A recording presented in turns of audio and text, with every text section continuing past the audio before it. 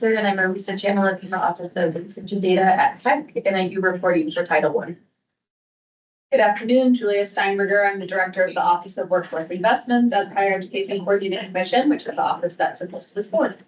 Hello, I'm Venkat. I recently retired from NVIDIA. Spent 30 years in the technology industry and serving on various workforce committees and having people. Thank you. And Vice Chair, newly minted. Yeah. And we appreciate that very much. I think Venkat's getting tugged in a lot of different directions right now. So he does retire. I think he's now Director of the Workforce and Talent Development Board over at the Office of Workforce Investments under Julia's portfolio. Jerry Dunn Chair, the owner of ITBOM consultant and brand new author. His book was just published last week. So what we're gonna do is we're gonna first see if there are any public comments. Any public comments? Any? We know of any? Yes. Any comments online? Any public comments? No? Are we able to hear the folks online? Still no? Members online, could someone unmute and test their microphone for me? Testing, 1, 2, 3. Yes, So can we go ahead and do some online introductions? So whoever just unmuted, can you start us off? I think it was a combo between Clay and myself. My name is Kurt Tackman. I'm a Deputy Director at the Office of Workforce Investments and I help administer the WIOA Title I programs. and I am Clay Martin. I'm an analyst at the Office of Workforce Investments, and my apologies for being off camera. That will be solved in just a couple minutes. All right. Who's up next? I'm Selena Kernberger. I'm with Oregon Employment Department, Workforce Operations Central Office. I'm a Operations and Policy Analyst.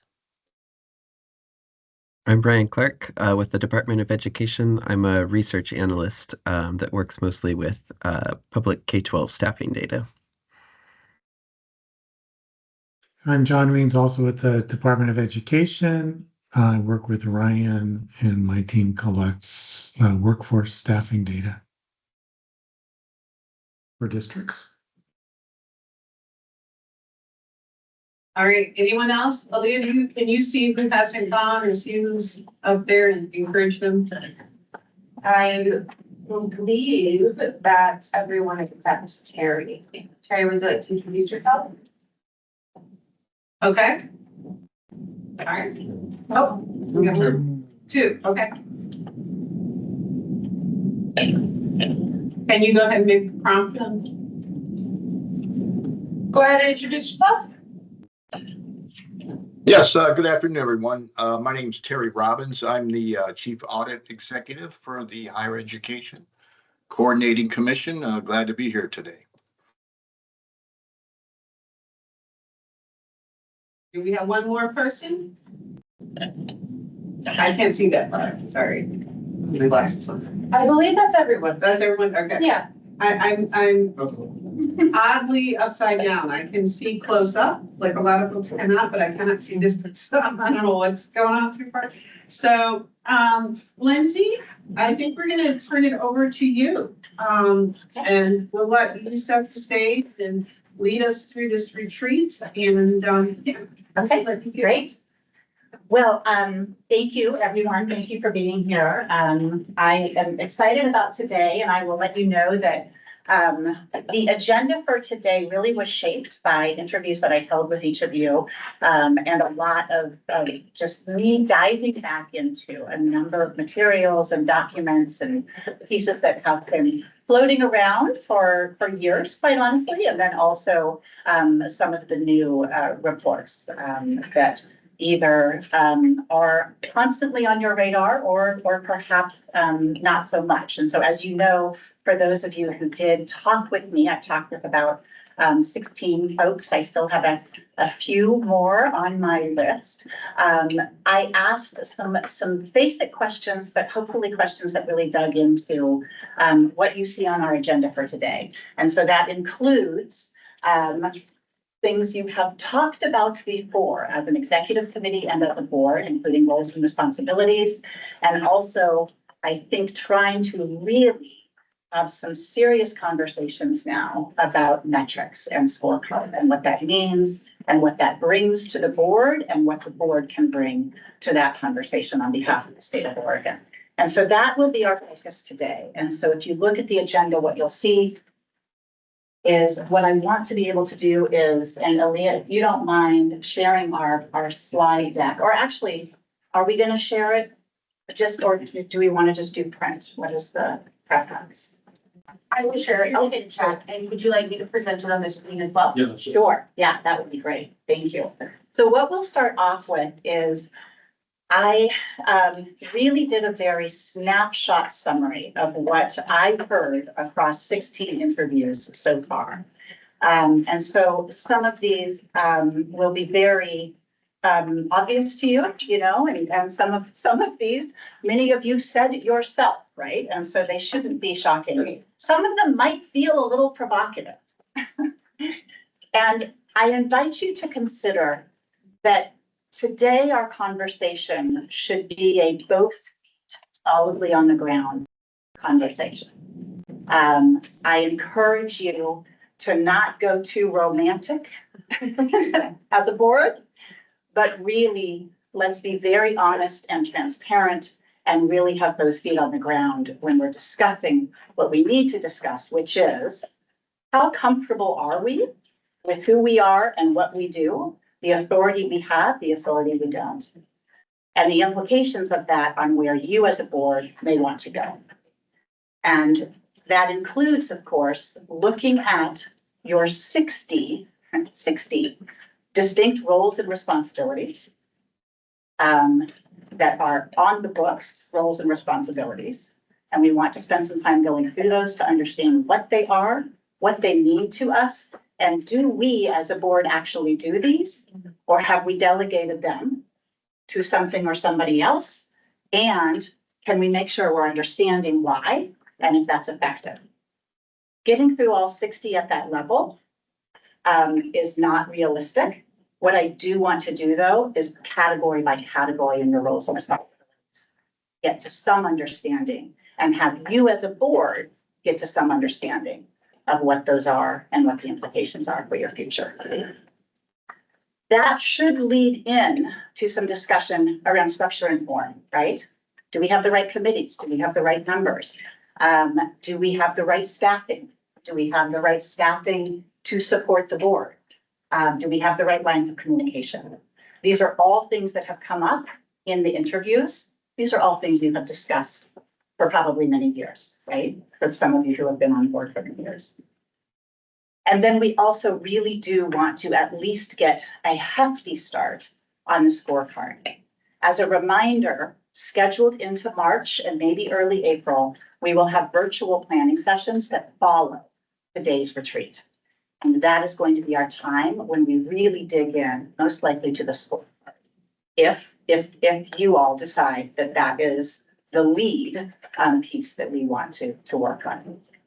So, any questions on that, first of all? Yes, Todd. I just have a quick comment, a little context for everybody. This is technically an executive committee meeting of the WTDB. So we have to abide by public meeting law. That said, in planning for the meeting, Lindsay and others thought it would make really good sense if we could invite some key partners that we wanted at the table, particularly in terms of smart staff at the different agencies, including the Department of Education, Oregon Employment Department, the HEC, to be able to help him better understand what the current status of the WTDB is and its work, and also bring their data expertise to conversations that will build around the scorecard. Thanks. That's great. Thank you. And to that, I would like actually, because we did a round of introductions, but for my purposes, those around the table, who of you sit on the executive committee currently? Okay, great. Just getting a visual here. And then who online sits on the executive committee? If you can just, speak up. I don't think anyone. No one? Okay, great. And then who around the table are board members? Okay, great. And then online, which of you are board members? Or somebody can tell me too.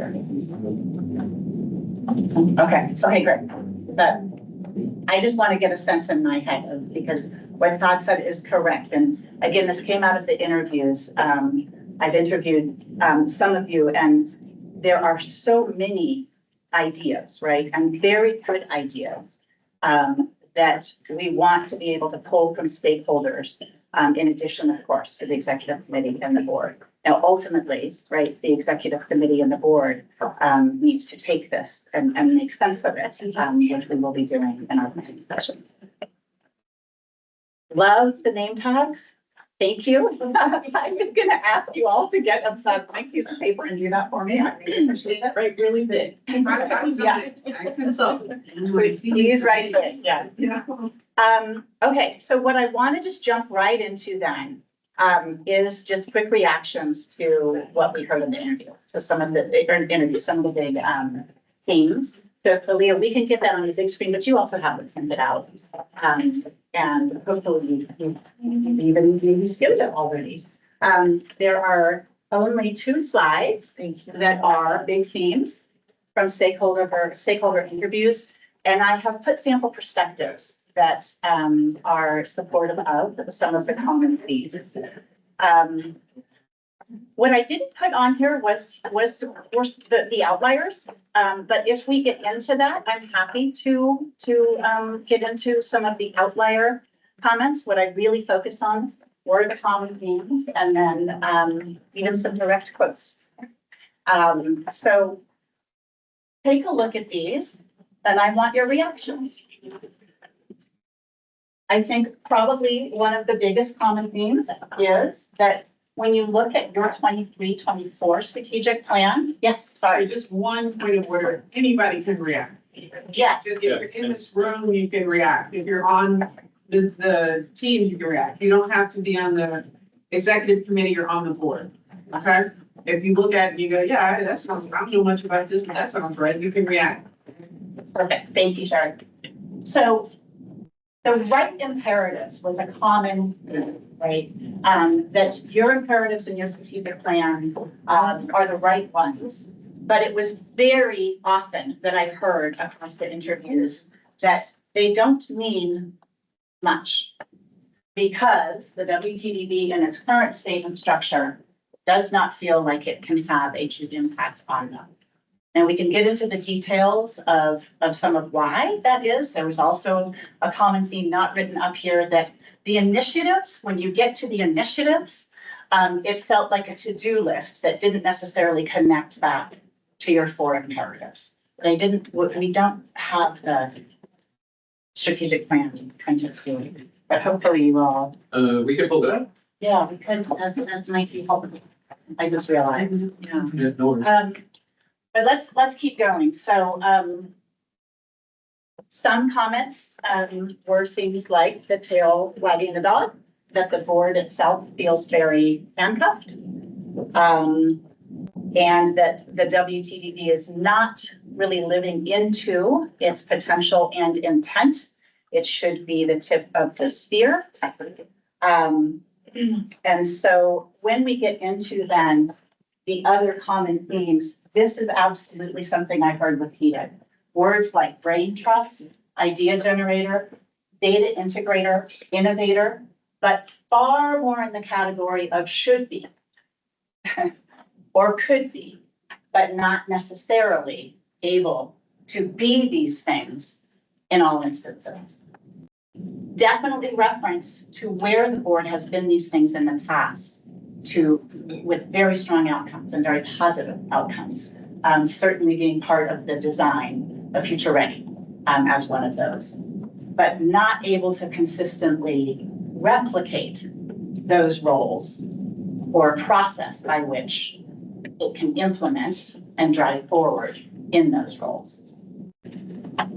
Another common comment that we heard was it should be, like any good board, a check and balance, right? A check and balance on agency and cross-agency actions. It is a check and balance of the system, right? And the definition of the system that you all approved. But operationalizing that again seemed out of reach, or seemed that it just had not happened yet. Are we getting the plan up? I apologize. No, it's okay. Decided No to worries. unshare. Oh, yeah, no, this is great, because it might be worthwhile just to refresh, if we go to the next page, thanks, Celia, and make it big to refresh. It's for you. Yeah, Okay. and I think I just lost it. Sorry. Or are you both competing for the Yeah. front screen? Is that okay?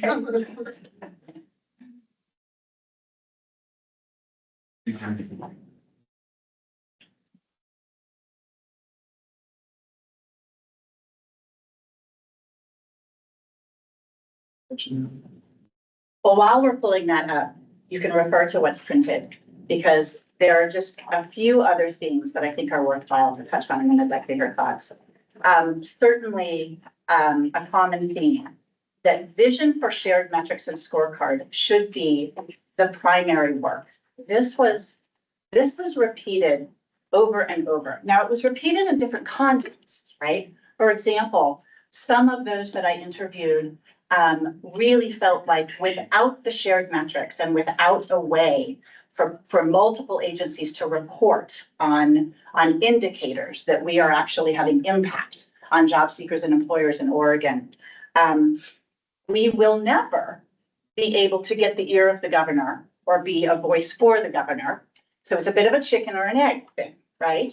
And others of you really focused on the metrics because, as you'll see in the common themes, the metrics really are envisioned as the pull that will pull systems into alignment, right? And systems into coordination. If you can identify those shared workforce metrics, that will do so. So the last thing on that is envisioning these shared metrics as a push for your other big imperative, which is equity.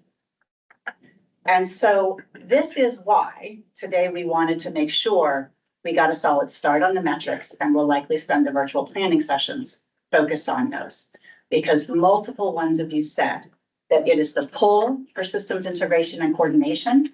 And if we jump to the next page, Aaliyah, is one of your imperatives, right? And it has been for 2 years. It's just a lag between, It's a lag. Got it. and it comes up. Cause it's. Yeah, it's on the right page here. It just hasn't reflected up there yet. It's like one of those interviews for It's like- correspondence. Yes, yeah, yeah. 20 minutes later. I will try not to keep just filling the air. Sorry. No, it's all right. And I mean, the As soon as you turn around. good. I was about to just do them from memory, which is possible for all of you, but, right, it's your imperatives, which you still think are the right imperatives, are inclusive workforce system that advances equitable prosperity, a clear understanding and of improved use and impact of the workforce system.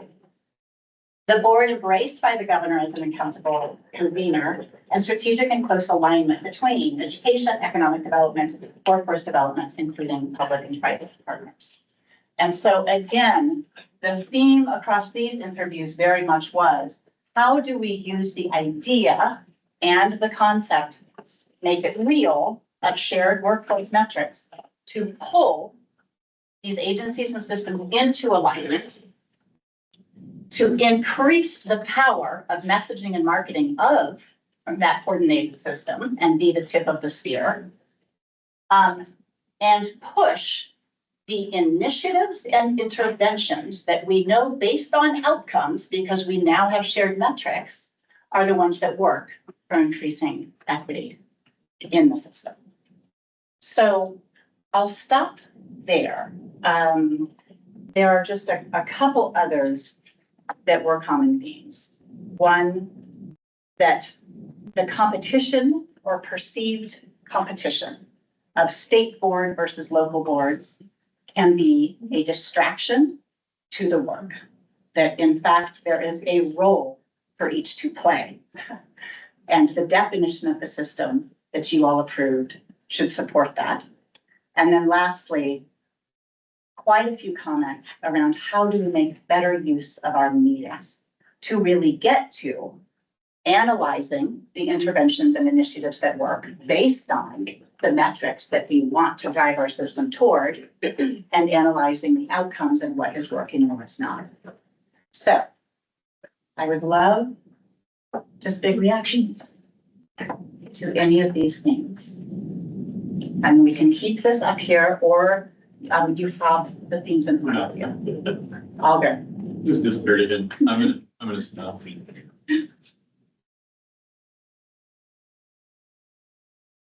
I would say I love the vision for shared metrics and scorecard should be the primary work. And the idea that it's pushing and pulling and focusing and creating alignment. I think that's so well stated and resonates for me. And I think we've had some times where we've made strides on that, and other times we get distracted by our systems don't allow or we can't give or whatever. So I think part of the work will be not getting bogged down by sort of the current state and having a sense of what can we do and sort of as a group figuring out a way forward. And when I think that hit me the hardest was when we were in Salem last May at the Talent Summit, and we had Kentucky or somewhere there that or Alabama that I don't know, I have you sort of have these stereotypes of different places, and to have them be so much further ahead from where we are in terms of how they share data and how they create metrics is like, come on, like we could do better. So I really love this, and I'm excited to see us sort of take a step forward and figure out how to make it happen. Right. Yeah, what Ann was saying, where did we talk? In Arizona? For the registered apprenticeship. Yeah, the registered apprenticeship, same thing. We saw states like Alabama and others that there is a strength of coordination and a clarity of alignment that seems to be allowing them to move faster and deeper that we don't have. And so for whatever reason, we don't. And I think it's clearly the natural, you would think it would be the natural role of this board to be the tip of the spear, whatever, in relationship to that. And so how can we? Because we can see the results from other states very clearly. I mean, we saw a lot of really amazing stuff. Arizona had a great story. Yeah, and it's full coordination, so. Great, thank you, Terry. Other reactions? Well, I'll add to the comments and the theme regarding metrics. That's all in terms of focusing on metrics, but also refocusing our meetings and how the meetings become more work sessions to align on the metrics, how well are we meeting progress. And I'm all for metrics because there's the data, the data aspect that will inform like not only the value of the board, but the impact of the board and how we're aligning with the workforce needs across the state and making recommendations in terms of advisory guidance to the governor, so. Okay, great.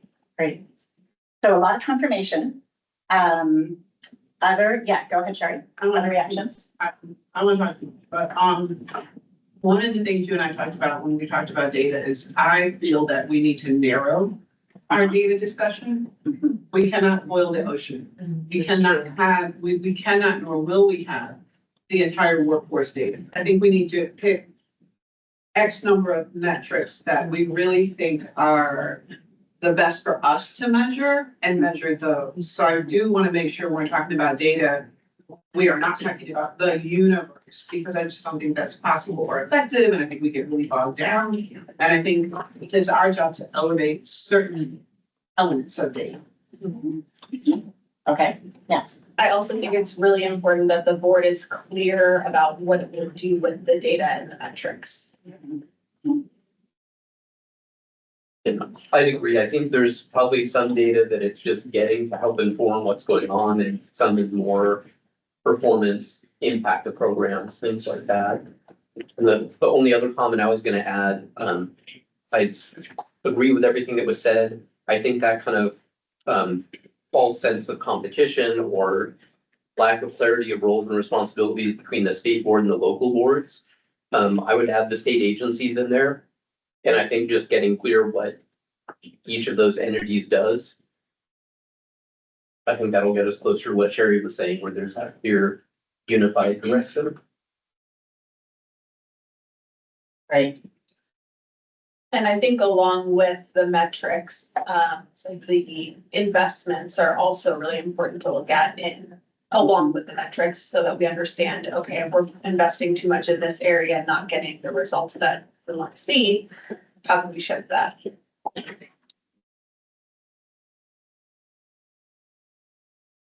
Right. I think going to that same idea of like investments, there's probably a lot of work that is duplicative or that is working sort of independently from each other that could be synergistic. And so when we're talking about data and getting that to baseline and see where we are, there's commonality between all programs and a sort of like I don't know, a data dictionary of what we're talking about.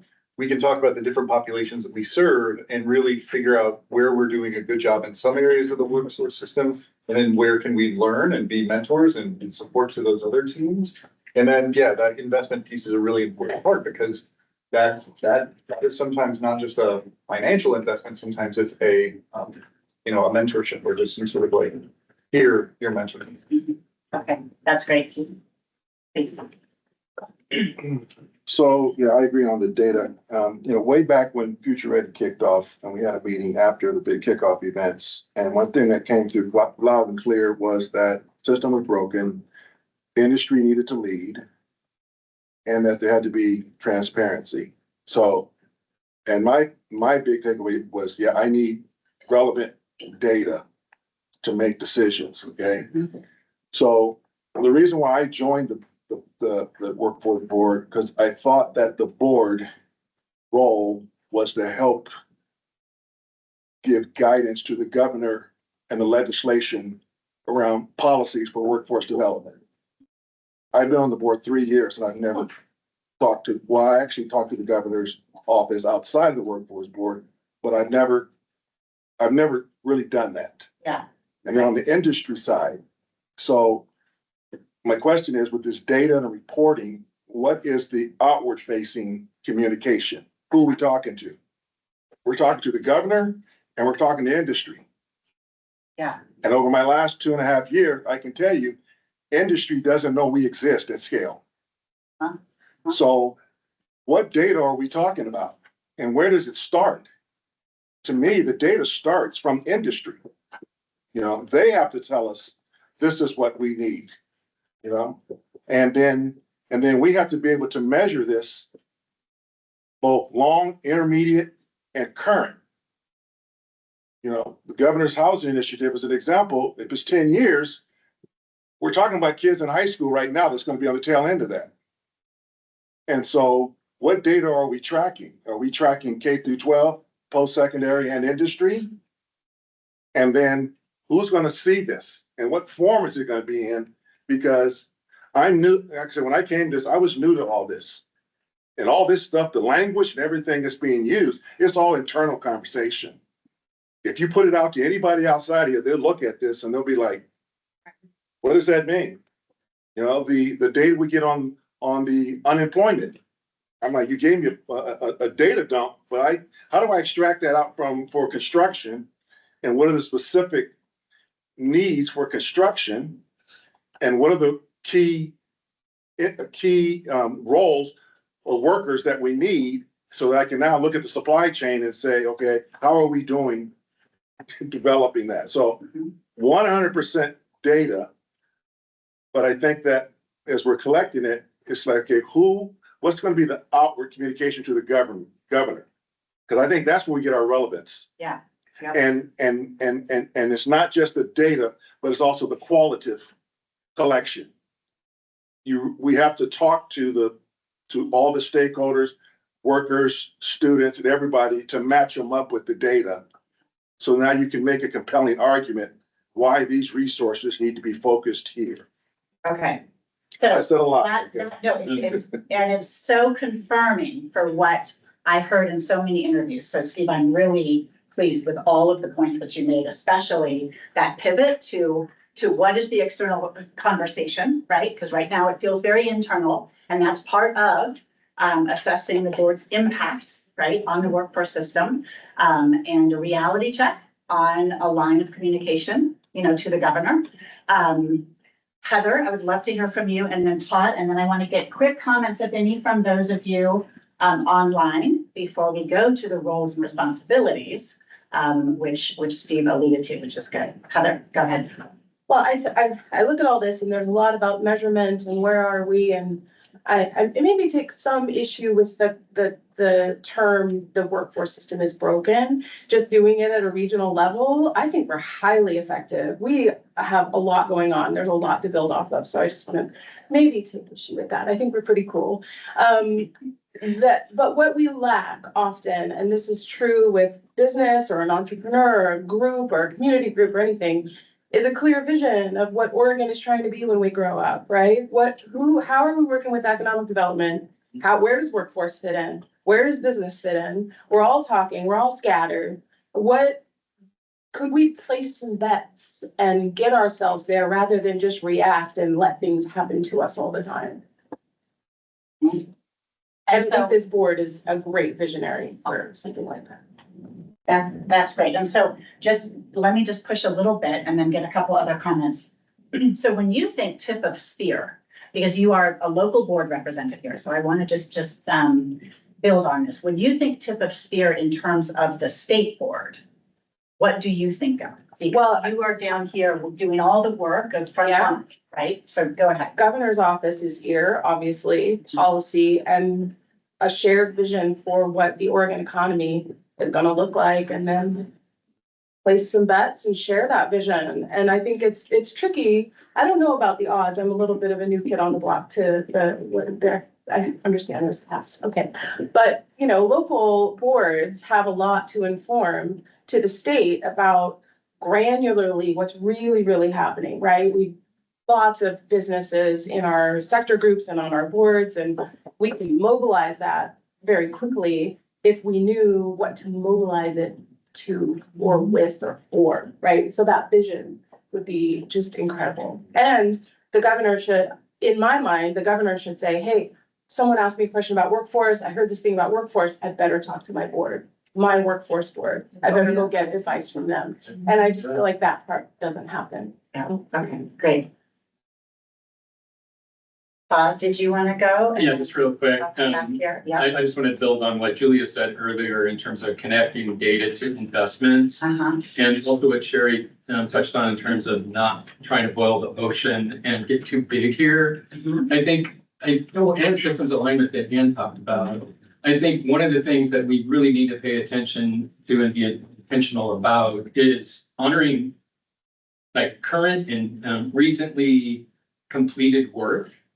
We've done, for example, a lot of research studies that have resulted in reports that have in fact been sent to the governor herself in the past administration under Governor Brown, currently under Governor Kotek, as well as legislative leadership with findings and recommendations as sort of our little niche that we've, not that it's dissimilar to what a lot of other boards, state boards do, but that's sort of like our driving deliverable.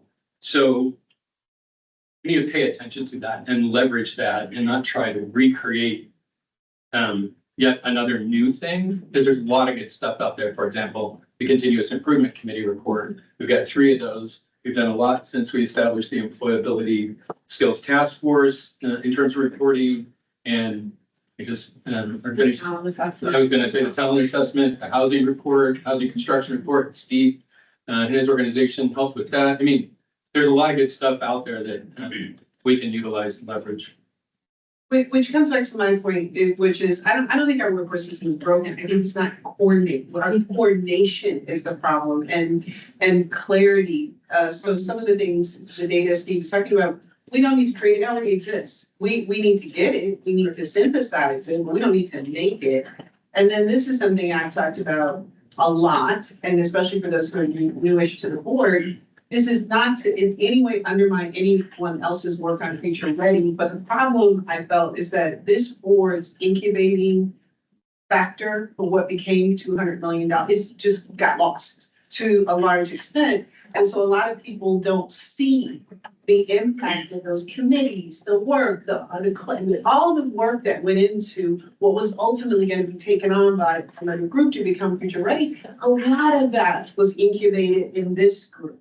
So part of it is coordination, clarifying what we do so that people know what we do. But it's the coordination piece. It's not so much the system is broken, it's just very disconnected in a way that is difficult to figure out where the data you need is, or to figure out who are we talking to, or that kind of thing. So I just want to clarify that. That's great. Thanks, Jared. Okay, one more. You had a comment, and then we'll go to see it, and then folks online,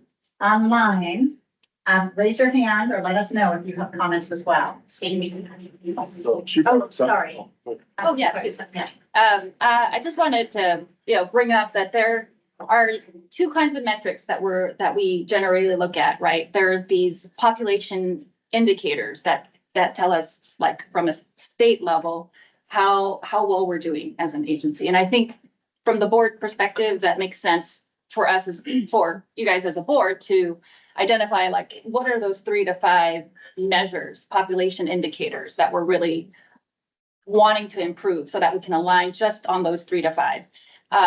And then, so there's population indicators, and then there's another kind of metric that I think are important in looking at very different organizations and how we all fit in and align to support these population indicators. And those are performance measures. So how does, for example, the Department of Education, where do they fit in supporting, for example, if one of our population indicators is like the average or Oregonian like wage, right? And that is the metric that we want to improve on. That is, it could be, the median home price, or it can be, whatever it is, percentage of the population that's in poverty, something that we want to reduce. So I think as a board, we can select those type of population indicators, and then within our different organizations, we can identify performance measures that support that, but that makes sense for us.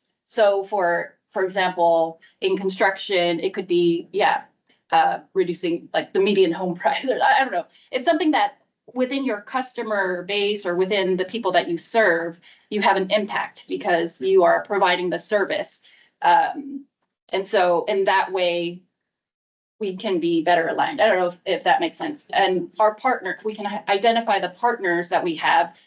They can have their own performance measures, but ultimately they all have to align to support the population indicators. And for the governor, and if we want to get the ear of the governor, I think we need to look at those 3 priorities that, she established, right? How do we support early education? How do we help address homelessness through, like building or finding, mechanisms to support that, or like, how do we support mental health initiatives through, all in alignment? And how do we select population indicators that she cares about so that that we can have the ear of the governor, that we could, all align as a state. And that's what, essentially Washington State, if you look up Results Washington, they have scorecards that help align all state agencies, and all, like, it's clearly tells you these are the metrics that we are looking at. This is what we want to improve on, and we must work together to improve on just those, right? So that's great. So I'm throwing these up here because we're going to come back to this, and I didn't want to lose those thoughts, right? But there's 2 types of metrics to come back to, especially when you all, as a board, right, and with stakeholder input, are able to say these are the 3 to 5 or the 5 to 10, and aligning with the governor's priorities and what the implications on workforce, right, metrics are, is where you want to go, right? Love that you brought up Washington State. I know, hearing that you're surprised when Kentucky's, it feels like it's got it all figured out, but Kentucky Stats is another cross-agency data system. Rhode Island Hub, Data Hub, and Texas Twist, I think is what it's called, and I can't remember what that stands for, but anyway, things to look up where they get their systems to talk to each other, and they're focused on metrics that are beyond just federal WIOA and Texas Workforce Commission. So thank you for that. Let me just do a call out. So folks online, you've been listening and sitting there. Any other reactions to the common themes that we heard in the interviews or anything that you've heard your colleagues say in the room? Feel free to unmute and speak up.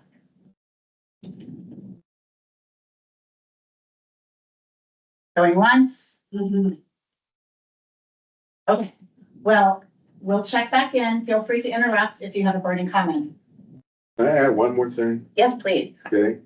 She said something that's key. A shared vision Yeah. of what success looks like for our workforce system.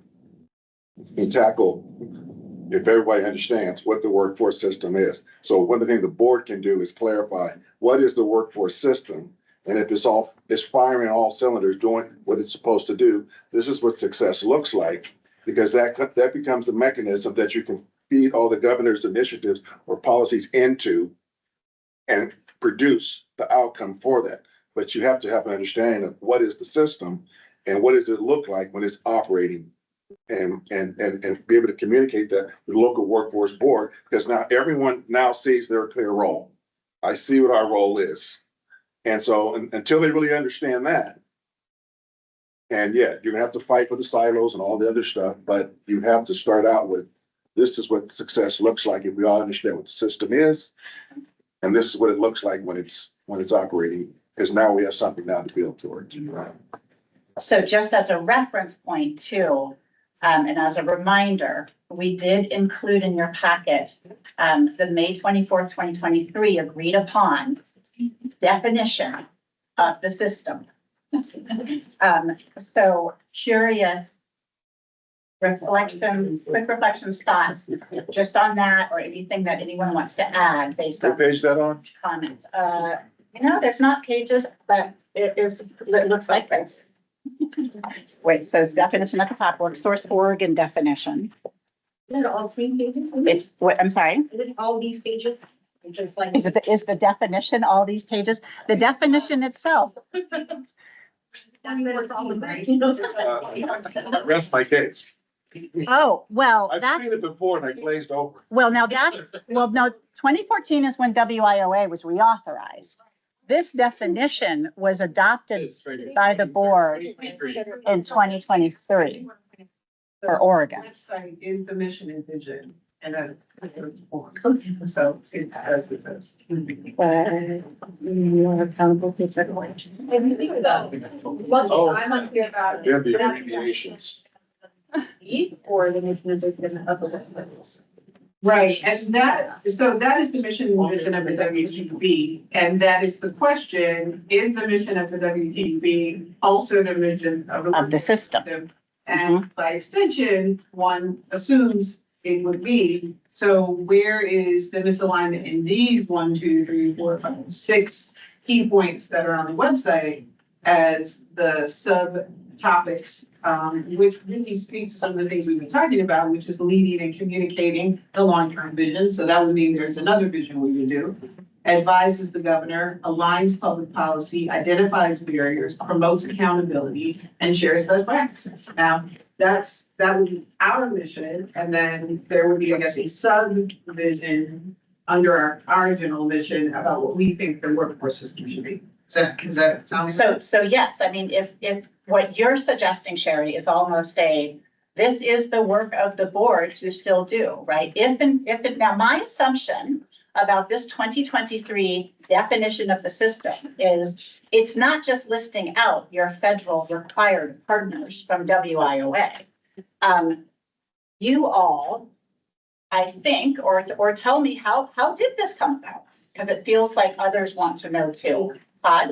Yeah, I think it's really important, and you're going to get into this a little later, I think, to distinguish between the public workforce system and the entire workforce system. That language came from a document you're going to get to, which is a framework from the National Governors Association around high-performing workforce boards. And in essence, it's about leveraging the WTDB or any other state workforce board table across the country with the great thinkers and leaders that are part of the public workforce system, which is WorkSource Oregon. And it's 13, 14 programs as defined in that document. Plus, for some simplistic sake, CASA and K-12, that's why they're at the table, because that's part of the high-performing workforce board framework that we adopted in 2016, 17.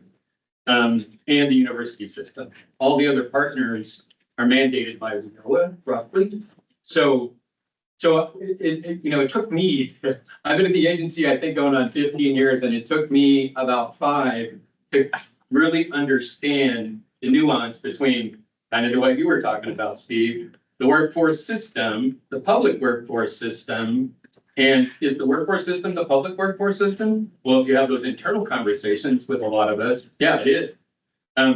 But there's a whole other, thinking around it, which we, as I said, embraced several years ago, which is that entire workforce system, tossing in K-12 and university along with the public workforce system. But the reason this exists because people were unclear on what WIOA was doing, right? So we took this so that people could follow how we relate to WIOA. So that's why this was developed, because we were having questions about people saying, well, I don't understand what we do.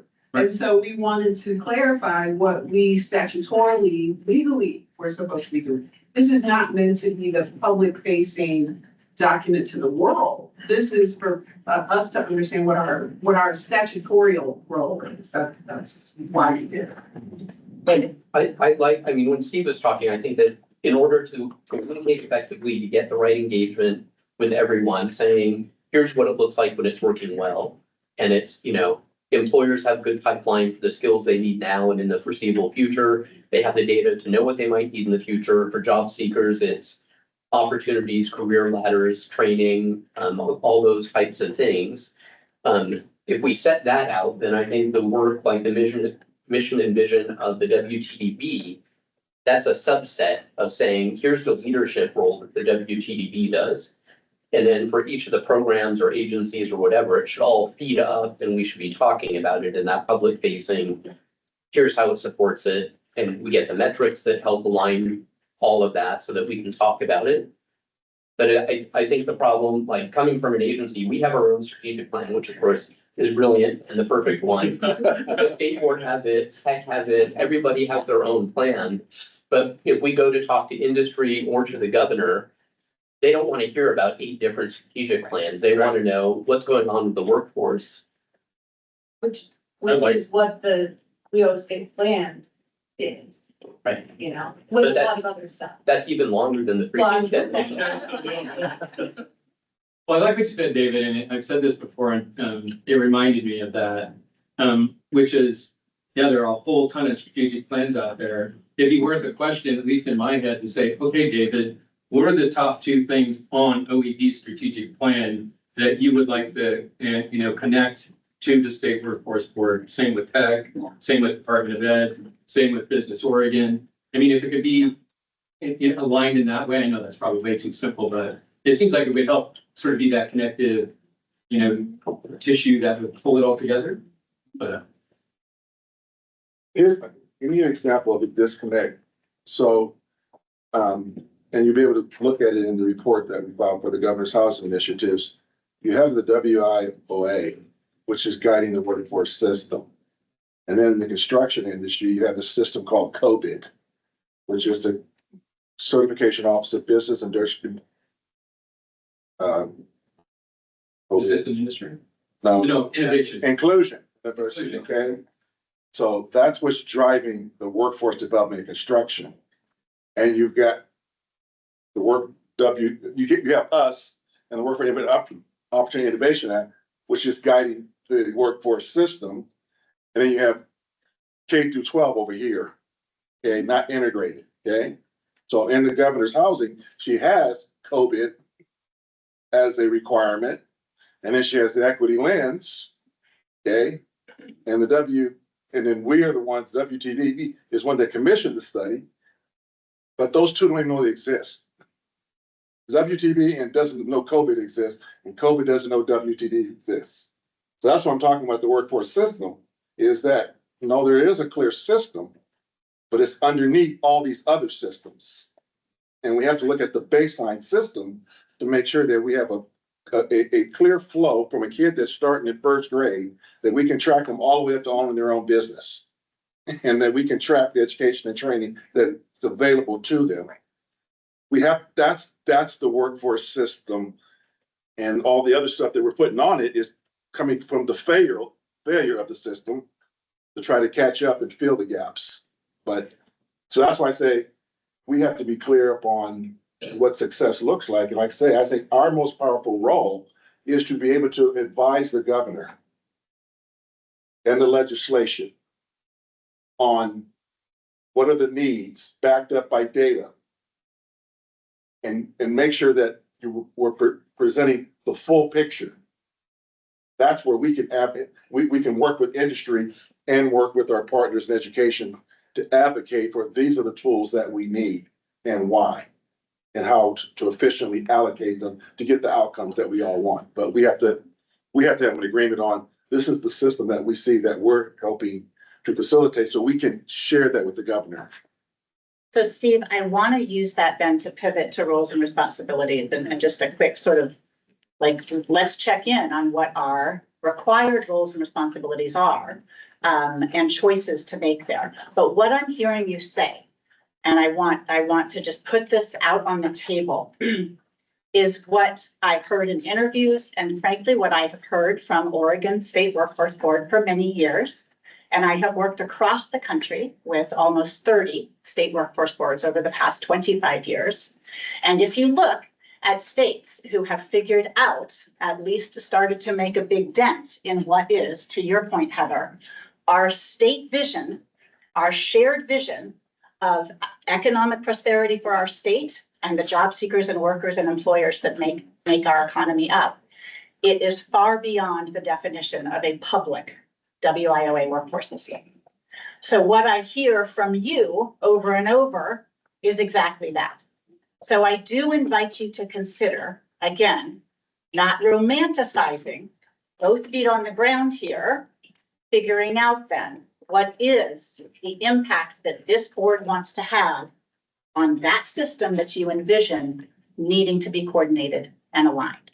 And if that means digging into K through 12, and really understanding how that data integrates and what the interventions are that lead to a strong workforce, or if that means reaching out to economic development in different ways, that's what other states and where they push the margins. And not even push the margins, they've solidly, stepped into that. So I am here as an honest broker of what I hear you all say, but this is a repeated theme over and over. I also see sort of this stuckness, but our roles and responsibilities are this, right? But we want to get to this if we want to fulfill the role of advising governor, et cetera. Heather, Yes. You have a comment? I do. I definitely think we need vision and leadership and inspiration and all these partners. But with my feet firmly on the ground, what is the capacity of this board in its current form to pull all this stuff off, right? What's realistic? It's a lot, a lot could go on here. Yeah. And on that point, 60 roles and responsibilities. Talk about a capacity question, right? And then if you do, because Todd brought this up, in relation to your definition, if you just go a page back in your packet, you will see the National Governors Association High Performing State Board here, and no surprises, right? That at the core of this graphic is system leadership, right? Communication and vision. Again, tip of the spear, right? I mean, things that you all have brought up. Keeping the system accountable. And if you have purview over part of that system, how do you then as a board act in a way so that the other systems have joint accountability toward a shared vision that the board I put out there? So let's dig in. Like I said, I don't know that we want to get into the weeds of going through every single one of these, right? But I think at least on a category by category basis, I would love to know a few things.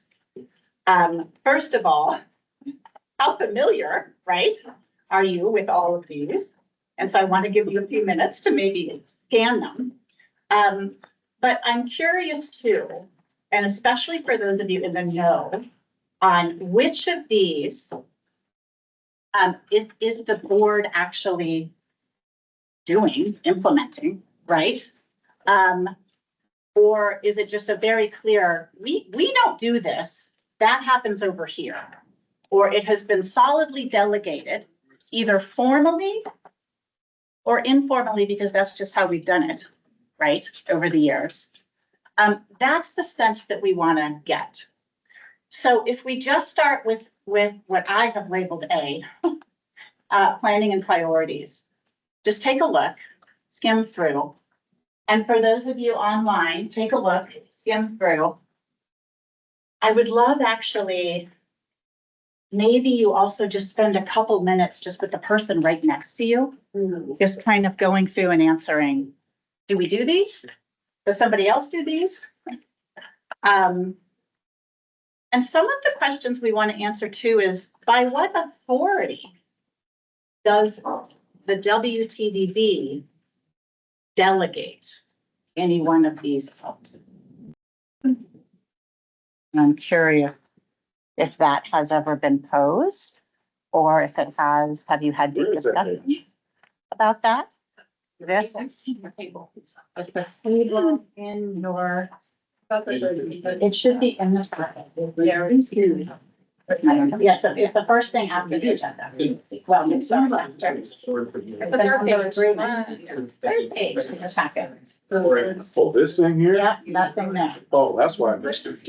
I know, that's why you skipped over it, right? Can Yeah. we just say, just to help with a little bit more context? Yeah. So, unfortunately, we saved money. I did the printing, so I apologize, but I didn't do it in color. That said, the green shaded source box means that is WTDB decided specific. The blue box, the CFR, that stands for Code of Federal Regulations, so that is federal law as it applies to this entity and any other state board in the country in terms of WIOA. And then the, whatever that color is, tanny color is ORS, that's Oregon Revised Statute, which is state law. So all of those roles and responsibilities that have purple or tan are basically law, federal or state. So, and basically, if you look at, I mean, the top one is the only one that is very unique, or is the only one that is WTDB bylaws. The others are either federal or Oregon State revised. Yeah. Yeah. Yeah. So just look at the planning and priorities. And just do it, your own scoring, your own thoughts, highlights. I just want to get a sense of who does these? Is it, or what is your feeling or perception, quite honestly, of how all of these get done? And how much does the board take a role in implementing the planning and priorities, roles and responsibilities? And even if this is just a perception conversation, it is worth looking into. So all this stuff we're responsible for? Yep. By law, yeah. By law. We're responsible for all this and we still feel worthless? Yeah, exactly. We still feel worthless after all this responsibility? We're still wondering when our impact is. In order to use the federal dollars. The board changed its goals because it says you need to create a plan biannually. I just wonder, Just how does that align with membership for? That's a great question. You have a question? Oh, I okay. participated. So I do want to give folks maybe a chance to just talk for a minute together about these top ones. And then Clay, I'll get to you in 1 minute, if that's okay. Oh, I can chat GPT. I will answer your question.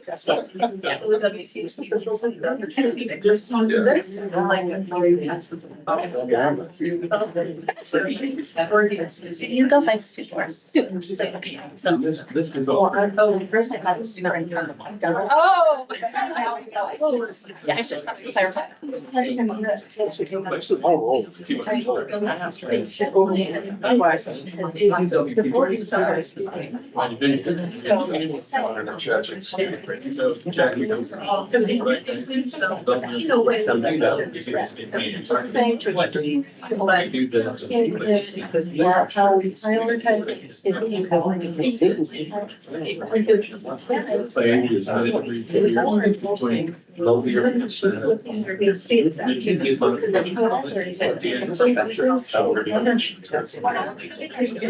That's the other reason. Sure. Okay. So I just. Yeah. You know. So. I think we. Yes, I think we can agree on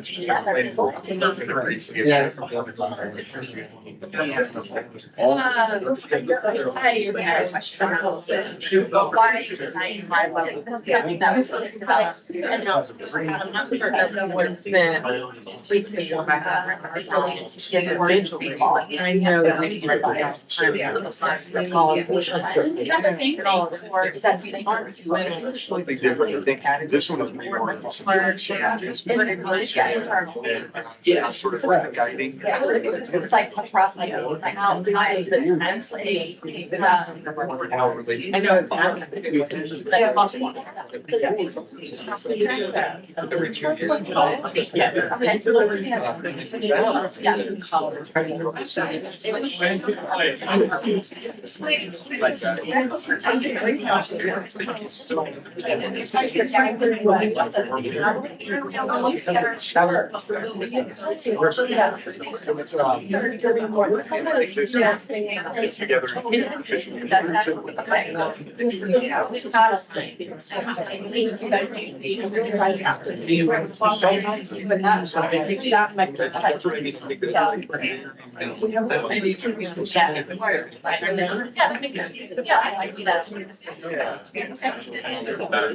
And then this happens. Very true. Yeah, I wasn't sure. Yeah, that's.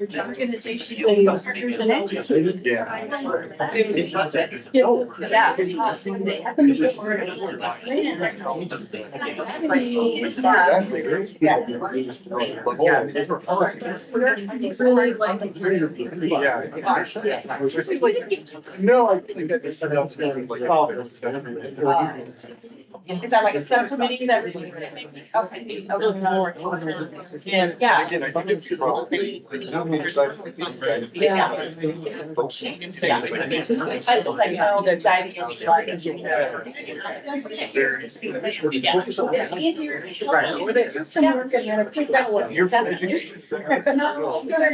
Okay. I kind of want to get in on all these conversations, so wrap up that thought, and I just want to hear some of what was discussed here.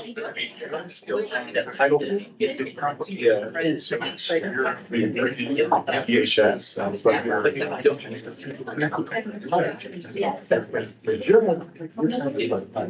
Okay, so to be crystal clear here, first of all, this is not an exercise, a gotcha exercise, or like, this is seriously like a, oh, wow, like you had that moment, Steve, of what these are all of our roles and responsibilities, right? And the point is that the state of Oregon, right, has, you've got these, you've got, like, you're checking them off, right? Somebody is somewhere. That's the point, is that how much of the board truly understands what the roles of the responsibilities are, and then which of these can the board really push, right? Or want to push because there are bigger system goals that you want to get done. So Clay, you had your hand up and I know you played a role in actually compiling all of this. So comments from you? Not comments on the what we're doing or not doing. That's the discussion at the table, but just some additional context. When state legislators in the past have created state law, they have in some instances taken federal law and repeated it in state law. So there is a little bit of overlap that you'll notice. One of the easiest places to see it is in the next section, establish criteria for chief elected officials, and then that's a federal thing, and then just below it, establish criteria for chief elected officials, which is a state component. I can't really say exactly how much of that overlap is there. What we wanted to do was provide all of the things that are listed in state and federal law. So it's just, again, an awareness that hopefully is helpful to recognize that little bit of nuance when you're reading it. So that's it. That's great. Thanks for that, Clay. So if we really were to recognize the duplication of each of these, maybe it'd be less than 60, Steve. So, okay. I would love to hear just thoughts and comments just from your discussion, Venkat. Oh, so very briefly, when I'm looking at all these roles and responsibilities, to me, a lot of this feels like activity that is happening in a higher level. We have to identify who our customers are and we serve. So primarily, I would think we serve workers and job seekers, right? And who are we accountable to? I think we are accountable to the governor, right? I don't think the governor would be a customer. Would be accountable to the governor. Yeah, I think she's a customer. So, okay, She's a customer for the money. So, what I would propose is that, I mean, yes, these roles and responsibilities are good. We can check them off to see that they are meeting what is required by law. But at the same time, we should form our metrics around our customers. What is actually moving the needle for them? Yep. Okay, that's great. Steve? So,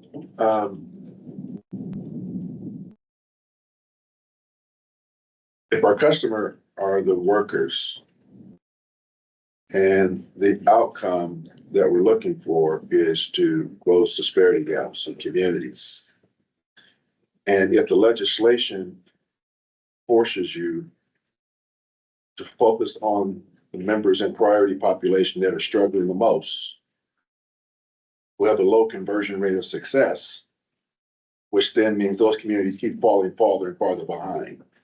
So I understand the constraints that everyone has to work within when it comes to federal guidelines. But I think that a lot of the work starts with the local workforce boards. And you have to establish strong partnership with industry at scale with the local workforce board.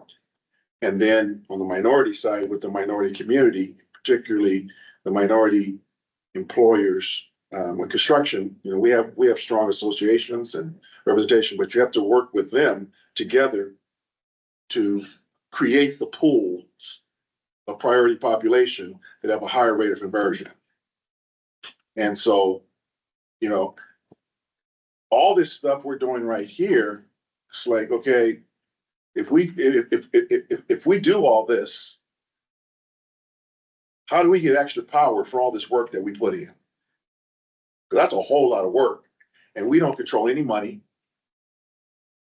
And we're supposed to then wait till the local workforce board give us their report, and we're supposed to do an assessment.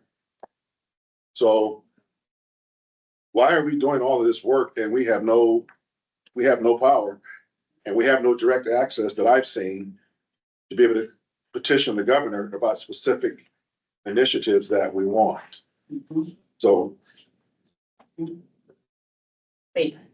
We were talking, and I think along the same lines, for as long as I've been on the board, it was always about influencing the local agencies. Like, we never had any direct role, and so no direct authority either, right? Like, it's not like we are granting money.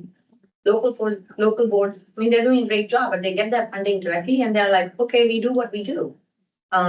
So how do we coordinate when we have no authority or no influence? Like, there's no reason they have to listen to us. And, so that's what's happening. So I think there has to be some level of authority tied to having the influence we want to reach the goal, right? That's been missing the whole time. Mm-hmm. So let me ask a question, because I think that these are very important comments of why are we doing all this?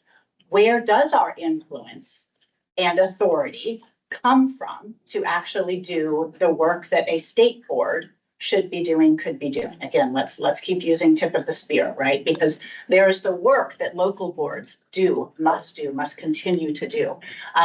But what is then the role and the right activities, right? So these all you have to do. We get that, right? But the reason I asked, which of these has the board, appropriately delegated out, right? And again, has that been a formal or informal? In other words, has it been informed, an informed decision by the board, or has it just been, this is what we always do? But to your point, which of these, and even if you just look at these 5, and knowing, as Clay pointed out, that there's duplication in the policy and guidance ones, I'm curious, which of those brings you the most chance for influence and authority? And do you as a board need to self-assess? How are we carrying out any one of these particular roles and responsibilities, or would we change how we carry out any one of these roles? I mean, this is just good board work, no matter what board you are, right? I mean, you could be a local nonprofit board. Your roles and responsibilities require assessment. Are we delegating out? Why?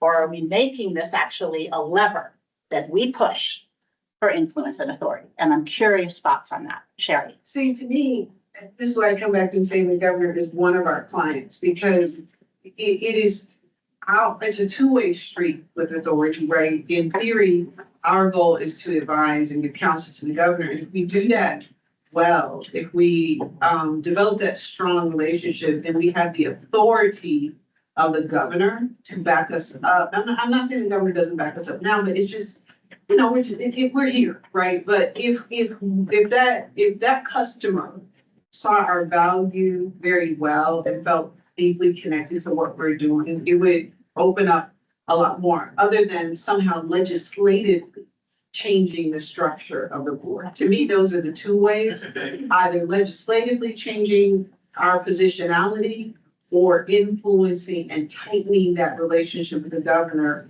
as the leverage point. So that, to me, those are the two. So, but Sherry, let me just clarify a question then. So when you look at some of these roles and responsibilities, again, I'm curious, are there ones that open the door for that relationship building with the government that you do not necessarily have now, for example? I mean, are there roles and responsibilities on here that have implications on how you are staffed and structured, since you went there, and how you are positioned, that don't require a big legislative change, but that have not been considered? Well, I would say this, I think we do all of these things. I think it's how we do them. Okay. Is what we change. I don't think we're not doing any of these. I think, to Steve's point, we know the governor's priority, right? So no matter who the governor is, we know the first. So that might require each time administration shifts to reevaluate the emphasis we are placing on certain things to be able to be responsive to that governor's needs. Or maybe it is us being the connector between the governor and key industries so that she or her staff don't have to figure all this out, right? So it's something like that, but it's not like we've delegated these out, because I think the staff and everybody here does all of these things. I think it's just how we do them the next level of coordination so that she has this easy plug-in. I think it's something about how. I don't think it's not. I think Sherry made a good distinction there. Staff versus what the board itself does or really knows about. For example, assisting the governor in reviewing and approving local workforce plans. I'm gonna guess that board members do not have any idea about what it is. Maybe they want to do that. But the vast majority of board members probably don't even really know what goes into it. So I think that's a good distinction to make. And some of those things, it makes sense for staff to do, but perhaps there's an opportunity for board members to be more engaged and more informed about what's going on, at least on high points here. Then I also wanted to just add this last one, assist the governor in reviewing and approving. The governor has essentially delegated that to us. So just clarifying that there, you know, generally it's To us meaning the board or the staff? Or And I'm not sure Yes, that's it. if it's been delegated to WTDB or to him, OE, which is an interesting question. And maybe Clay can chime in there if he has thoughts on. And this is why I asked, quite frankly, the formal versus informal, or, you know, informal being the way we've always done it, because I've worked with so many state boards that, oh, well, let's look back and figure that out. Clay, do you have a comment on that? Well, Julie, you were just talking about what has been delegated planning wise from the governor's office. Is that the question? Yeah, exactly. Yeah. And if it was delegated to the WTDB or OE. Well, Which there would probably require a little bit of additional research, but my belief is that the governor has delegated that to OE. And that we have included the board in that process, but that wasn't something the governor specifically delegated to the WTDB. Thanks, Clay. So there are absolutely certain ones of these then that have been specifically designated or delegated to OE. Sorry, when you say OE, it's OWI, right? Not. Yeah, and also probably that delegation happened like. I don't know when it all started, but to your point earlier, is this way we just have always done it. I think applies big time. Yeah, okay. So again, we're not going to be able to go through all of these, but I do want to hear if there are specific ones, even on this first page, that you would call out as ones where the board can or should be more engaged with. But Travis, please, you have a comment. I'm not sure I'm answering your specific question, but I was having an epiphany in the conversation today that this group may have started from the WIOA mandate that there be a board, and that we're like aligned to how to implement a federal program. And that is in line with an experience I had in education. I used to be a federal programs director for a school district. And often we would behave like a compliance agency. We'd be getting the money, and then we would set up what we expected schools to do to get the money and then make sure it didn't go away. And it's a leadership challenge that I've experienced where if we're driving from the requirements of the federal agency that's given us the money, it kind of limits the scope of what we do. And it might be that I was just feeling like maybe this group is trying to hang other agencies on the backbone that was originally a WIOA backbone. And now we're trying to do more interconnected, like agency. On the second page of responsibilities, I highlighted work with the Oregon State Rehabilitation Council, the Commission for the Blind, the State Apprenticeship and Training Council, and the HEC. Those don't even live in the same org chart in Oregon. And if the our WIOA state plan would show us how the money from the government, the federal government, comes through the HEC to the local workforce boards, but that doesn't have anything to do with coordinating with BOLI and the Apprenticeship and Training Council or the Oregon Department of Education. It only really lives in this one sliver of the org chart. So as in a school district, we tried to take a step back and say, okay, the federal money is what it is, but if we want to teach kids to read and get CTE programs, we've got to take a step back and just have that money and that organization be just a facet of what we do. And that's, I don't know if what I'm saying is even true, but as I'm listening to the conversation, that the organizational structure in Oregon is a challenge if we're so focused on the WIOA function. When it looks like we've given ourselves the charge, or even the revised statutes give us the charge of coordinating all that other stuff. So those are just my observations. So Okay, let's keep going down this thread a little bit. So we'll do David and then Heather. I agree. And from my experience talking to my counterparts in other states, there's no way to get all of the workforce things completely aligned because they're also aligned to other things. So I think of like the childcare division that in Oregon has been in the employment department, in education and DHS at various times, because it needs to be connected to all of those. I do think we may be more fractured than others. So I think that there's good opportunity. And I think our strategic plan talks about looking at how to align that. But I agree completely with what Travis said about kind of moving beyond the check the box compliance. And when I looked at these first 5, my sense is that we do them all, but we do it in a very technical way. And the staff are doing the technical pieces. We're making sure that we're doing it.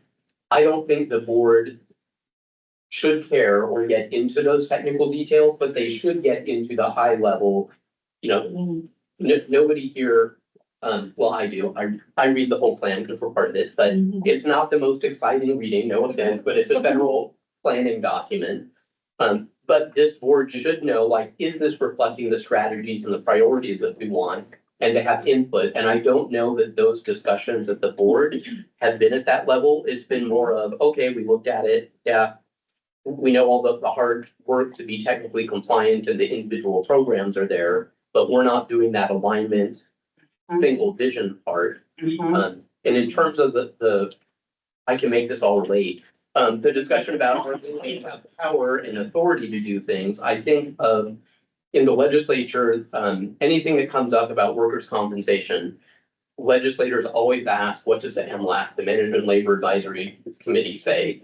They have no formal authority other than a statutory advisory committee. The legislature doesn't move things about workers' comp without knowing what they think.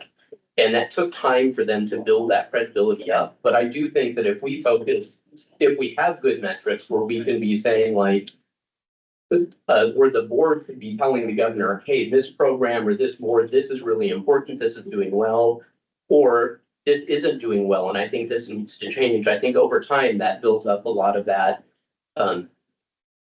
unofficial authority to influence things. And I think that will be a lot easier to do, even though it takes time, than making statutory changes, which frankly, people can still pay attention to or not. Okay, so I took the liberty of sort of the implications of, I think, what you're both saying too is, I'm gonna call it kind of the big R, right? Like there's 60 roles and responsibilities, but the big R, David, is it for the board is the vision and the alignment piece, right? And figuring out how to do that, because there's always going to be the systems or the agencies and programs that are doing their piece of the compliance that adds up to, you know, what goes in the reports and the plans. Heather, and then I wanted to come back to Jonathan. 2 quick things. Travis, I totally agree with what you're saying. Like WIOA is, just from my board's perspective, it represents 41% of our regional budget. It's not all of it. All the boards are funded multidimensionally, if you will, or, you know, got a lot of things going on. So that is one slice that, yes, deserves attention and it's federal compliance, but there's so much more vision and so much more things that we can be doing and other investments, we could be leveraging things. So that's exciting and we need leadership and vision. I'm gonna die on that hill probably about leadership and vision. The other thing is that those 3 priorities, like the governor, I'm not saying she's uninformed. However, what happens is those come down, right? Those decisions get made in the legislature, their governor's priorities. There will be funding, there will be implementation. Those go down to the regional level. And if we're on the wrong side of that as a workforce system, we get pummeled. If like housing, for instance, if there's housing and there's a bunch of investment that goes into housing and we're not a part of the conversation on the front end, we have to fill 150, 300 jobs in a region that's already net zero employment with no lead time. We can't pull off these things without workforce as a strategy from the beginning. So when I think about the board, that conversation with the governor's office to put workforce as a strategic part of planning would be so helpful. Okay, that's great. Thank you. Very similar to what David and Heather were saying is that if we can move from that transactional to transformative conversation for any 60 of these, that would be helpful. I'll just offer the perspective as like someone who's in a mid-level manager position. The work that the executive WTDB does helps inform my work, and I can translate that into action. So that's kind of why I'm advocating for the more transformative work here. Again, because it helps my team operationalize everything that this group is thinking on a broad level, whereas right now I do struggle to, what do I take back to my agency and what does that look like? So again, that's the implication of the work, is that it has a very positive effect on the practical application, I guess, is what I'm saying. Okay, so, and then we're gonna take a break in 15 minutes or less, 10 minutes, everybody, just so you know. I think there's a really, I think that these are too many rules in this one. So we should probably, there's an opportunity here to look at them and see which ones are really impacting our consumers. Yes, great. Delegate the rest of the staff, we cannot think any of them or strip them down in any way. Yeah. And I'm gonna add to that, which are the duplicates, right? And then which have an impact on our customers, most impact on our customers. Okay. Because administrations change, priorities change, some may no longer be relevant. Yeah, yeah. Okay. Well, and I'm sorry, Sherry, who? Somebody else. Go ahead. I guess there's, first of all, thank you for inviting me. I am so far outside of your scope of work in the way you write it. However, if you think about the demographics of Oregon, the older adult population is where the growth is. So thanks for bringing me to the table.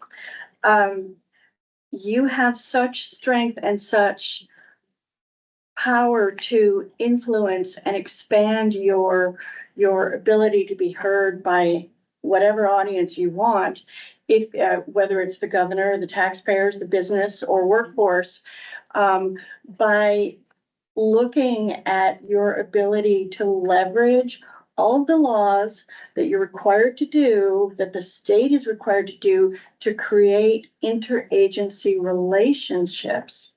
That's where I think your strength is, to do what Todd and Sherry are talking about other states doing. That's where your leverage is. You have a finger in so many different agencies. If you can leverage that into power and strength of one voice, do the cross sectional mapping of each of these with other agencies and say, okay, 3 of us are doing this. Shall we talk about it together? That's where your strength is. That's where the governor is going to start to hear you, because it's going to feed into that work. I think you have more power than you think you do if you just start to leverage the relationships that you are required by law to have. I think that when you get down to the local communities, our rural communities, they're already doing this work because they're at the diner talking to each other about this and doing it. Our diner just has to be a little bit bigger. I think that's perfect, because it follows what I was going to say, is that I was talking to our new liaison, Sarah Foster, because I keep forgetting her name. And Sarah highlighted 3 things that she said that we could add value to the government. And one was understanding how the system works and helping the governor understand the system. Number 2 is understanding the relevant players and giving her advice and counsel when there are questions. To David's point, like, I'm going to check with WTDB before I make this decision, like giving her that. And then relevant data, not all the data in the world, but relevant data. So those were 3 things that Sarah had highlighted that she thought that would be very useful. So, really dovetails with what you're saying. And I think that is correct. You can change the perception of who we are by doing that well. And start to, and, you know, to do, talk to WTDB to do, you know, and then it becomes that kind of thing. So anyway, just to Yeah, no, I think the directive is right here, the first one under policy and guidance. You have the directive to use other workforce development partners. Other workforce development partners are far more expansive than just your community colleges, with all due respect, and your universities. It is the nonprofit community-based organizations that are downtown rural Oregon. It is the big business in Washington County. That's your directive, to go and build those relationships.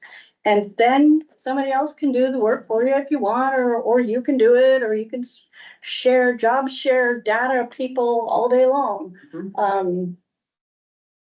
That's great. Okay, Travis? Lori's making me think that, there's 1,000 reasons why we should fast forward to the conversation about shared metrics. Yes. I'm just a huge Yes, fan. and I think that's what we're gonna do. But a lot of, like, Yep. Dr. Bennings and I, between school district and local community college, have great relationships, and we're like co-presenting. Vicky came from PCC and co-presented with me to all the superintendents at this meeting the other day. We're talking about partnership. But a lot of that's because of personality and shared interest.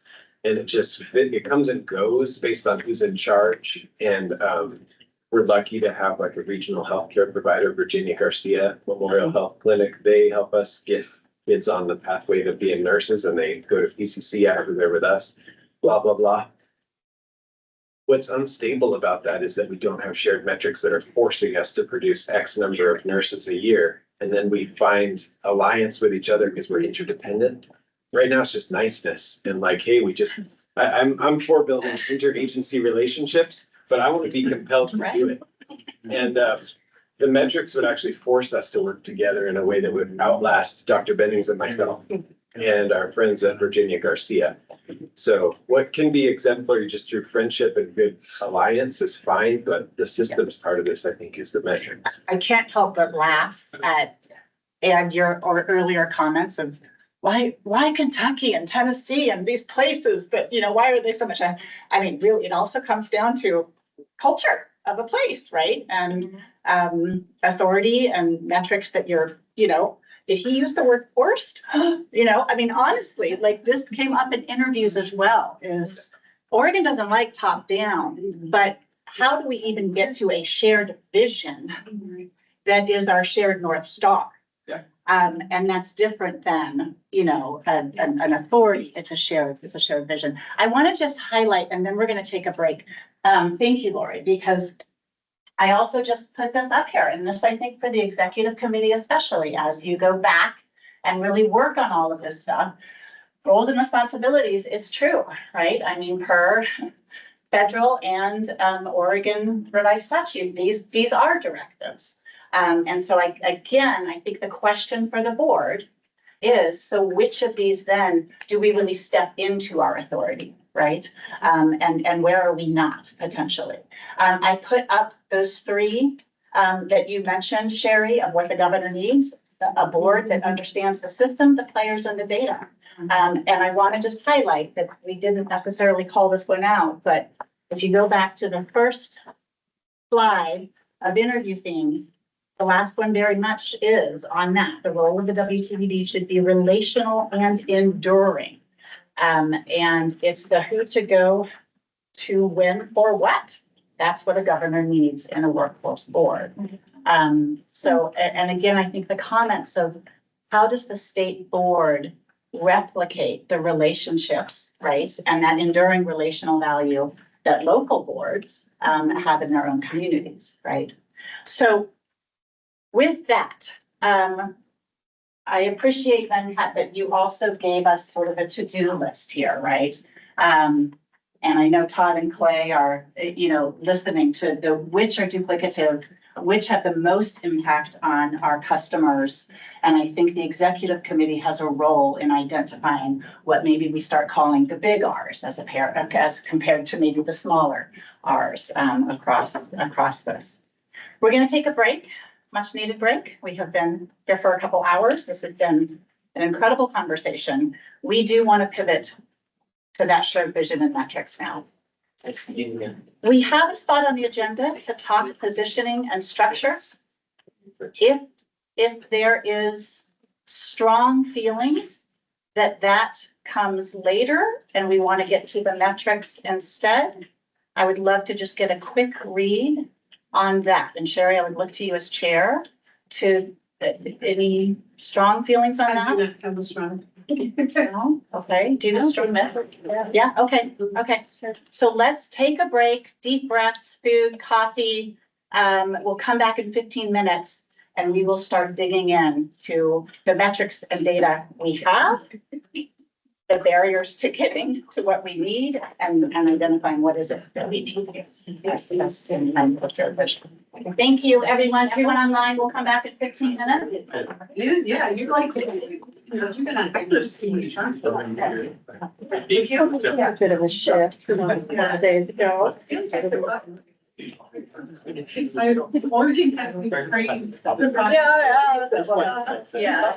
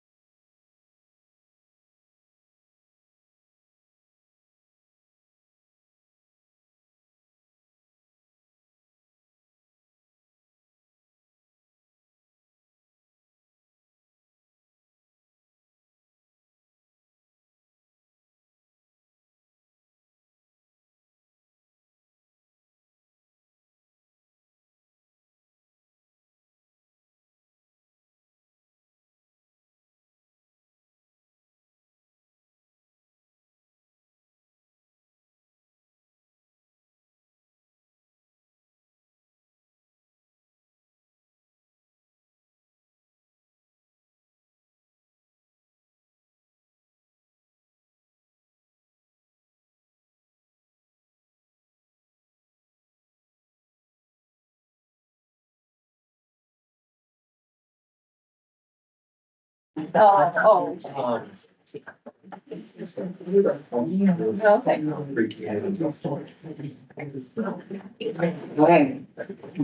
Aaliyah, do you mind pulling up the slides again? We're gonna have it done for me.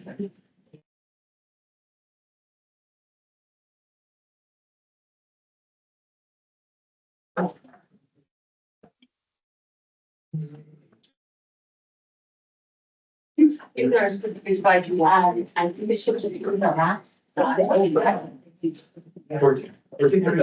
Yeah. Okay, this is also in your printout, everyone.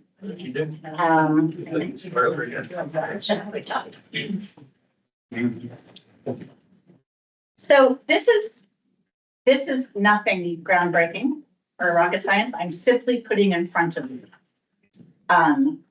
what you already measured. Mostly. And the reason I say mostly is because in interviews I heard that like it's inconsistent, right? And there's sort of, you know, thinking through of what works about PRISM, for example, and what may not. But what you have in front of you are your 2023, 2024 scorecard. This is what you, as a board, you collectively as a board, put down as potentially important. So for the board itself, complete the strategic plan deliverables, right? So very much sort of check off those initiatives and deliverables. You put increase WTDB grant funds, which has come up a number of times, right? That the board itself does not have a lot of funding, if any funding, it waxes and wanes, et cetera, right? And so what the implications of that. Maintain full diverse membership, stand-up industry consortium, right? So again, this was 2023, right? So we're, yeah, okay.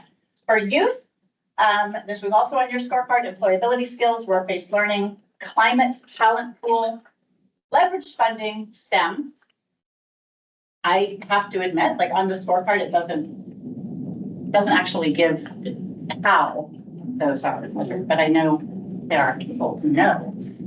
And then local boards, what you put on the scorecard was the number of next gen sector partnerships, which I love, of course. But what that really says, right, is how are the local boards building partnerships of employers to inform how their funding and programs are used. And then for WorkSource Oregon, job seeker customer satisfaction, employer customer satisfaction, partner customer satisfaction, and then because of Future Ready Oregon, adding the prosperity 10,000 measures. And those were participation, completers, employment, how many make 17 or over an hour, and those were breaking down by women in the target priority populations for Future Ready. This is all just a refresher, right, of what you said in 2023. And then this is what PRISM across these agencies was intended to gather. Employment rates at each quarter, median earnings at quarter two. Oregon, and those are the federal WIO measures, and then Oregon measures entered, right? So from not employed, are they still employed at Q2? Wage gain in quarter 2 and 3 after exit, business satisfaction and individual satisfaction. Okay. But what we want to do is really get into the discussion now of what is it that you as a board and as a board of the larger definition of the system, and I'm saying that not to plant that, but because that's what the majority of you have said and what has been heard, what is it that needs to be the pull, right, that metrics can represent? So what we've already talked about, Steve, what I wrote down from what you said is what it looks like when the system is working well, right? Is that the vision that we're going for? And how do we identify the metrics that demonstrate this? We know the governor's 3 priorities: early education, behavioral health, and housing. It has been commented multiple times. How do we actually leverage these priorities to figure out what part does the workforce system then play in any one of those? And then Sue pointing out some of the differences, right? And types of metrics, population indicators versus performance. So first of all, any just big questions or reactions to what is up here? I mean, and the big obvious question is, do these measure what they need to when you think vision and impact of the bigger system? Sue? I guess my initial thought is that a lot of it is kind of check the box. It's not describing how well we are doing something or if our customers are better off. I mean, I think some of the use stuff does, but it doesn't speak to the quality of something. So it's not really a metric. It's something we do. Certainly, it's like a list of tasks. Great, okay. Other reactions, comments, just on what we all read? I don't see anything that talks about us helping those facing the most barriers or the equity work that is a priority of the board.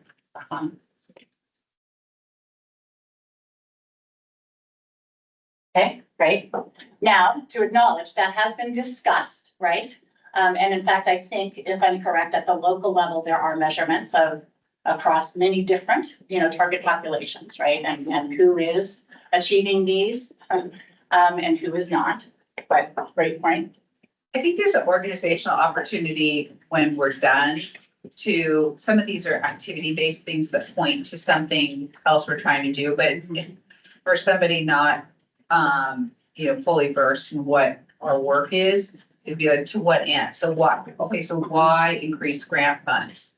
Like, or what end? It doesn't really answer a question, so it should point, so let's say we keep that one on there, it should point to what end, like what are we trying to achieve as a result of, these are like enablers of something else, and that something else would be listed. Yeah, the same thing, sort of like, what is the connection to the strategic goal? Like, where is it connecting into one? That's not clear for us. Great. I'm back to industry. So I'm looking at all that, and the big metric that I would be looking for is industry says, this is what we're short in labor, and these are the skills we need. And then how many are each one of those contributing to that number? How many went through these programs and you added this much to that? To me, that's the end metric, is out of each one of these efforts, how many new workers or upskills did you accomplish out of all of that? Okay.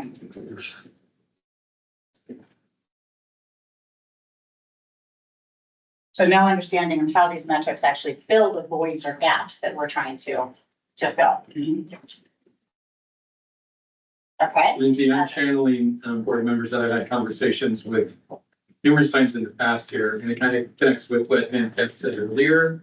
But I think there's a lot of resonance around the job seeker customer satisfaction survey, the employer customer satisfaction survey. If in fact we need to be focusing on our customers, which there's ways to think with you.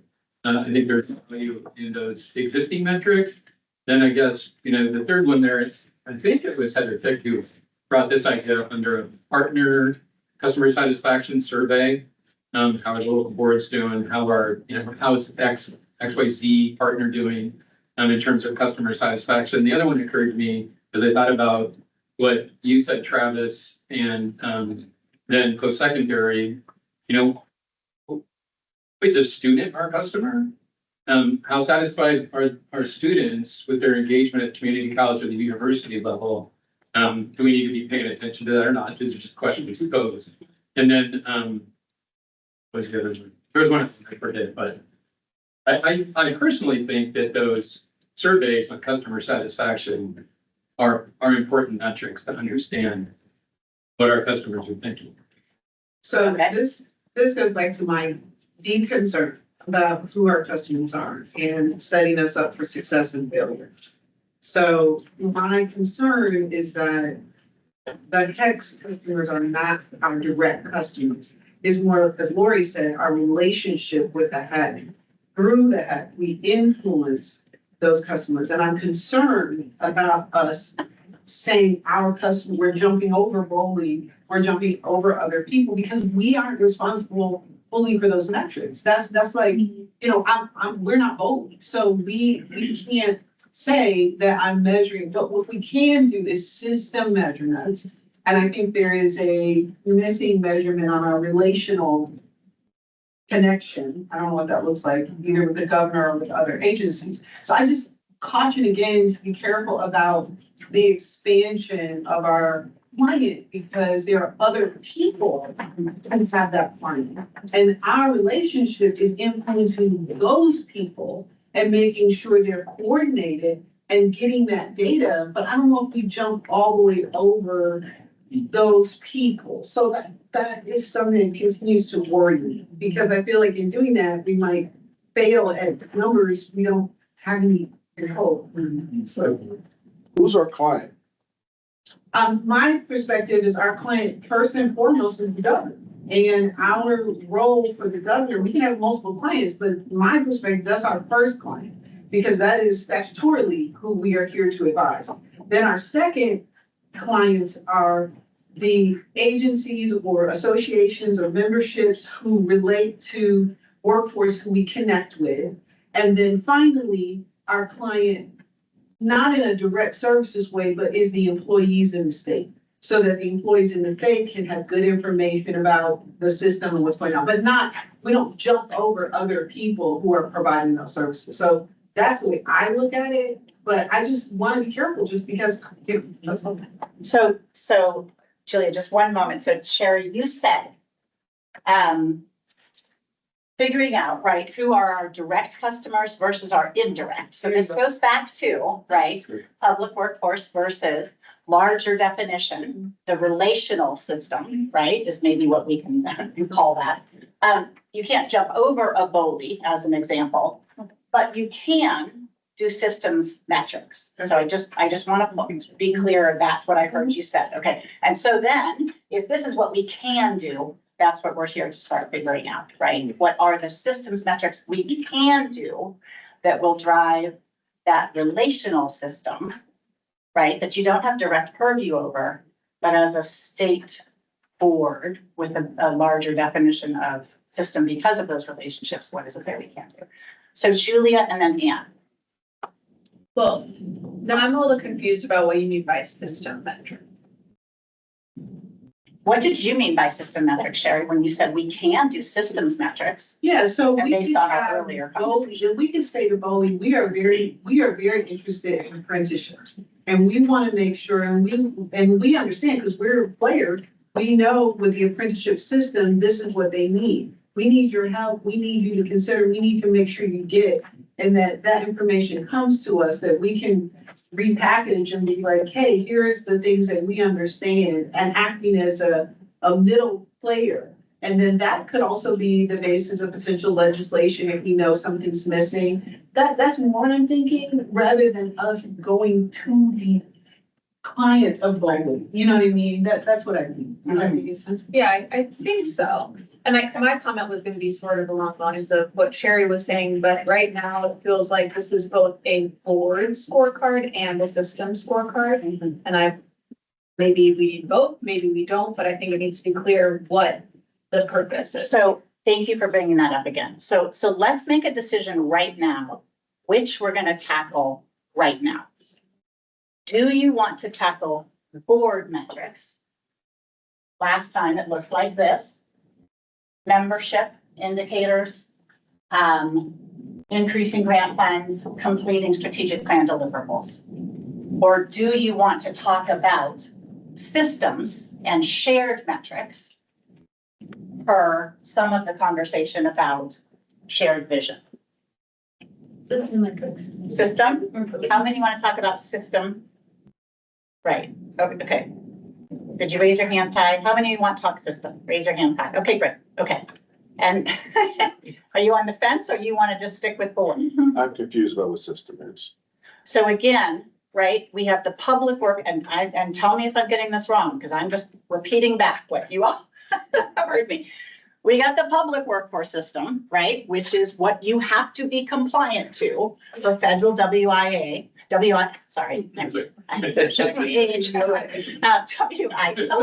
2014, per WIOA. But then there is what I think I've heard you talk about in terms of, but what is the broader system that really is our workforce system? And does that include shared metrics that K through 12 feeds into? Does it include shared metrics that economic development feeds into, right? So going back, I'm gonna flip this around. Going back to, we lack the shared vision of the Oregon economy and workers 5 years from now, right? And so that can't just be, if I'm hearing you right, the public workforce system, right? So your board represents the opportunity, including in some of these stated roles, responsibilities, or directives, to think larger. That's the choice to be made here. Other states have come up with integrated data systems that are able to respond to that. But you have to make the choice. Now, actually, I take that back. You have to do both, don't you? Yeah. that's what You I'm gotta getting have at. your own board scorecard, and you also, I think, are talking about a systems potential shared metric. David? I like focusing on the system, and I think because the board is part of the system, and if we don't know what the system is aiming towards, we can set up metrics for what we're doing, and it won't be. That is a great point.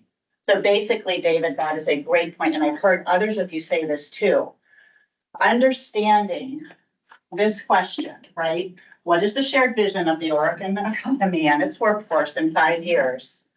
And having the shared metrics that could get you there or tell that right story allows you to then figure out, how does the board actually support that bigger endeavor? Yeah. Is that right? Yeah. And I have heard you say that. Julie, I think I heard you say this on the interview, like, how does the board support the bigger endeavor? What's the plug-in? Well, Kim? and I would say not only how does the board support it, but what is the relationship between the board and those larger system goals? Yeah. Because that is part of, I think, Yeah. what's vague or unclear. Or the road. Which, I mean, the way you say that, Kim, does make me think that actually is probably a board metric, right? Yes.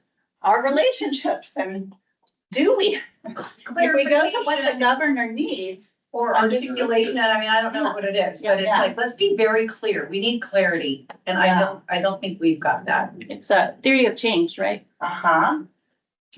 Okay, I'm just Anne is gonna. being so good with her image. Oh, Anne,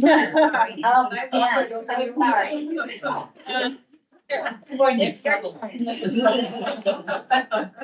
The part that I don't want us to lose sight of, on the customer side is, where do the employers fit into this?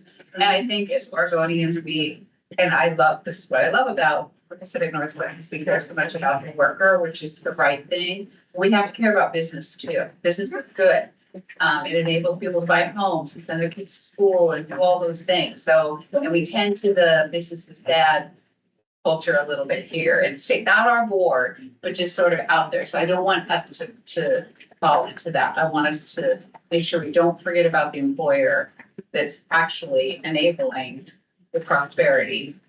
We're not, the employers are, because they're writing those paychecks out.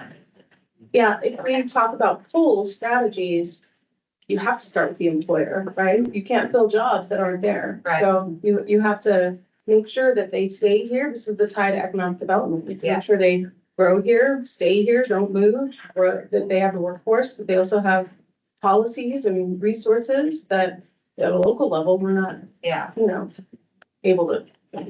Okay, Steve, and then Ben. So I come from a perspective where I keep going back and forth. So I'm on I'm on the executive committee, okay? But I also represent the construction industry on the Workforce Talent Development Board. And because construction was left out of Future Ready, I formed my own consortium. So I've been dealing with all the stakeholders. And I saw and I found how little the workforce board could actually help me in my endeavors, because I wasn't an official part of the system. So I've been hyper focused from starting from the industry side and then figuring out how the industry side can work with the workforce system as it is, with all of its limitations and all of its players. So that's why I keep coming back to, what is the role of the board?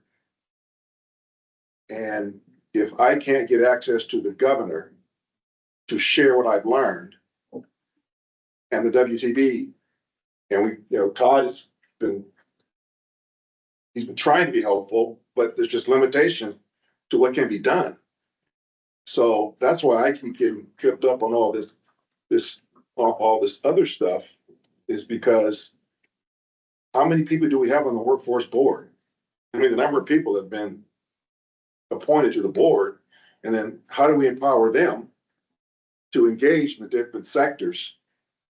So I'm just looking at it, I'm like, how do we get this to,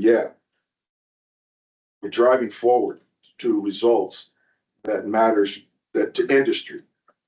The industry says, these are our partners, and they're listening to us, and they're working in our behalf. And Future Ready brought in both federal, state, they packaged that all together, so that brought all of them into our org. So that's where I keep struggling with trying to look at all those different things, and I'm like, what does it add up to at the end of the day that matters to producing more skilled workers and a more diverse workforce? Where does that add up? So let's use that. And what I'm doing is, I'm sure to you, I just look like I'm just running around, like randomly writing stuff up, but trying to find placeholders, right? So when we come back to the conversation of board metrics, right? For what you said, Kim, which I think is really wise, is how do we answer that question of what does all of this add up to? And how will we know? That's essentially what you want to figure out in a set of metrics that are shared big system metrics, is what does this all add up to and how will we know, right? And then we can come back to, and then what does this mean for the board and how we self-measure board effectiveness? So I'm gonna just start listing some of those ideas here. As part of listening, there's ideas, I may have missed, I'm sorry, did I jump over there? Julie's been trying to jump in for a while. I was just gonna say, this, and I could have just dropped out because my brain does that. Are we gonna list what we think the system is? Sure. We have mapped out the system. You've mapped this out multiple times, but are we gonna list what we think makes up the system to kind of get at Steve's question? Because maybe it's not at the level that, that everybody thinks it is. And so that's not why we're not appropriately aligned there, because that's not where we should be. Do you see what I'm saying? Like, are we gonna do that, I guess? Okay, so I'm gonna make a spot for that. Sorry, not pretty. And then I'm also gonna make and this might seem obvious and I don't wanna bring us backwards, but I also want everybody to sort of get on the same page about, for this system and who's included, I just wanna know the top 3 reasons, right? For a shared scorecard, right? For this system. First, Ben, Kat, and Julia. So, Lindsay, I'd also like to make a placeholder to list out who our customers are. Okay. So I think they're having some conversations and I'm confused. Yeah. So, Okay. Whether it's really the workers and the job seekers and industry partners, or is it really agencies that are serving them? And where does the government fit into this, things like that. Because we can't talk about scorecards and metrics unless we know who our customers are. And in the 2023 scorecard, you included partners as customers, right? Sherry has offered that the governor's office is one of those, right? Even though you are also the advisor too, right? Or maybe that's why. So yes, okay, great. Thank you. I just wanna, clarify my comment, and this might be not super popular, but I think we need to start with the public workforce system, which we have a definition for. And the scorecard should start with that because we don't even have, unified metrics and data systems for the public workforce system. And if we can't get there, then I don't know how we're gonna include all the other systems. So how many, so just like I asked before, are we doing board metrics or are we doing system, the bigger system metrics? So Julia is suggesting that we start with the shared metrics for the public workforce system and then move to the bigger system. I want other comments and we can, do you want to just do a raise of hands first? Because you do have to make, I think this is an important decision. David? I can add a comment because I'd like to just disagree with Julia, even though we agree on a lot of stuff. I think that's important, but a lot of our discussion is around, I think, why we exist. Okay. And that's big, complete system. If the public work system is doing everything it can perfectly, but workers can't find jobs, can't have career growth, wage growth, all the things that we think are important. If employers and industry can't find the workers that they need, then I don't think that we're fulfilling the ultimate, like why we're supposed to exist purpose. Okay. Others, I'm gonna make a place. Okay. Yeah, like just to be clear, yes, that kind of. So we do it. Maybe I put it incorrectly. Yeah. Okay, I lost that. I'm sorry. What did you just agree on? So I'm thinking like, not getting to who we're calling customers. But a lot of the discussion that I've heard, and this is my own bias, but I think, we exist because we're there to help job seekers. And I don't know what the exact metrics are, but it's something probably around getting jobs, improving jobs. And a lot of those specific. I was saying, which programs are we looking at? And I'm saying focus on the public workforce system programs, but. Okay, and I was saying, I think that we exist to do that for everyone. Because then local boards could say, oh, well, we want to focus on this group or this industry, kind of to your point, like, that's great that you're doing well in these industries, but construction industry isn't getting the attention it needs. But I think there's something around the job seekers and then for employers and industries, are they getting the number and quality of employees that they need? Stu, and then also just want to triple check and then can't. So what you're talking about then, are they beyond what is up here already on? I think a lot of those are the employee, the job seeker side ones. I don't think we have much up there for employer and industry. Okay, so room for growth, yeah, very much. I mean, I think also this gets at our customers, so. And you think it's. Yes, it does. Yes, it does. Yeah, around this. Okay, Sue? I think as a workforce, a board, our customers is the state of Oregon.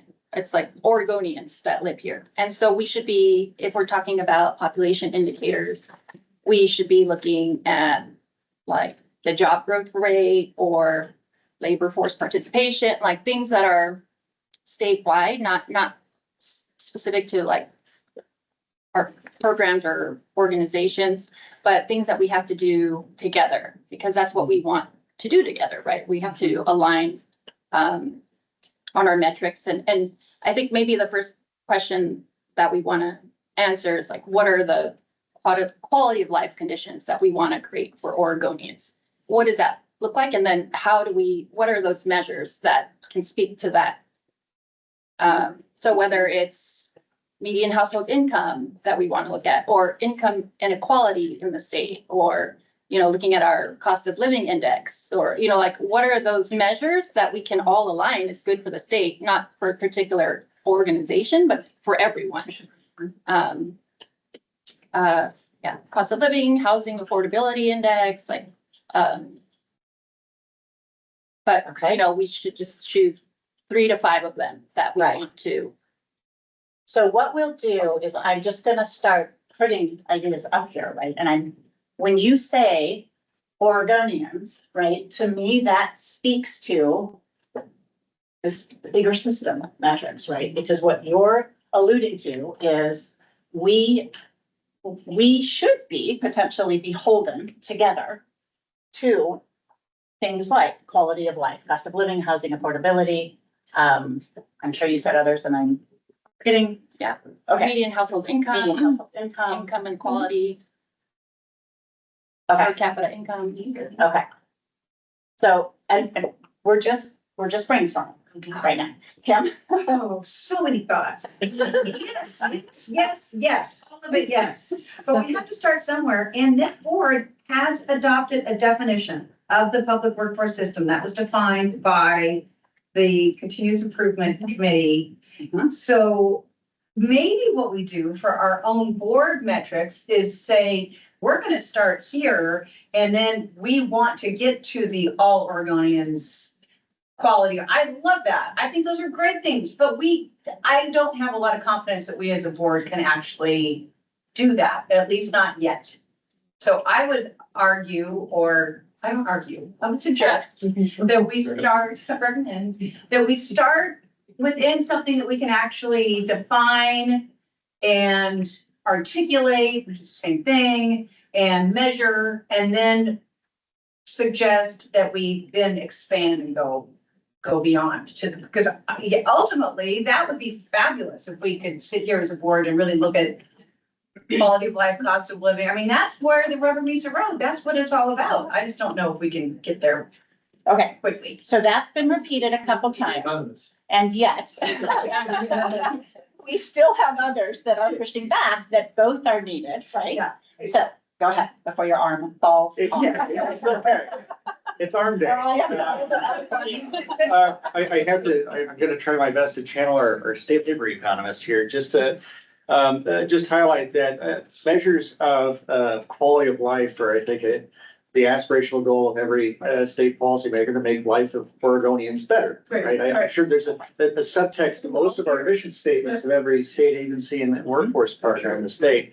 The challenge and why I think we got to get into scope is, again, like, how impactful does this board have on 2 million workers across the state in terms of those measures? Right. That understanding what those are in terms of whether or not that's going up is good information to have, but pegging that to the ability for this board to succeed and doing its job, tying to something that's somewhat a little more abstract, maybe a little more difficult to do. Right. And so that's just something that we always sort of had to keep in mind.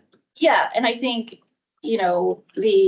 what we're trying to define is kind of for the system, what are the things that we can agree on, right? Like, the people who are here are people who are beyond the board. They're like, we have people from the nonprofit sector, from, it's people, it's partners that we all have that want to support that thing too. So we're defining the bigger vision, and what I think our goal is to get to collaborate, to bring people on to the vision. So if we're creating like, hey, these are the 3 things that we really want to achieve. Can we partner with you so that you can look at, help you define what your key performance measures are, not population indicators, but performance measures. And as a board, the board should have their 3 to 5 performance measures that support quality of, like, this cost of living or whatever these population indicators are. So we're all aligned in terms of this is the vision that we want, and that's the metric that we're looking at to tell us if we're doing good.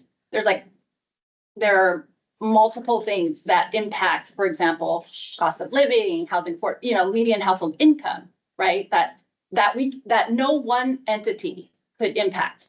But if we say, hey, we want to improve on that, and we all can say that we align under those metrics, it's really powerful, right? Like what Sherry said, that clarity in alignment, like providing like a North Star for like a strategic plan. That is our vision. These 3 metrics or something, whatever it is.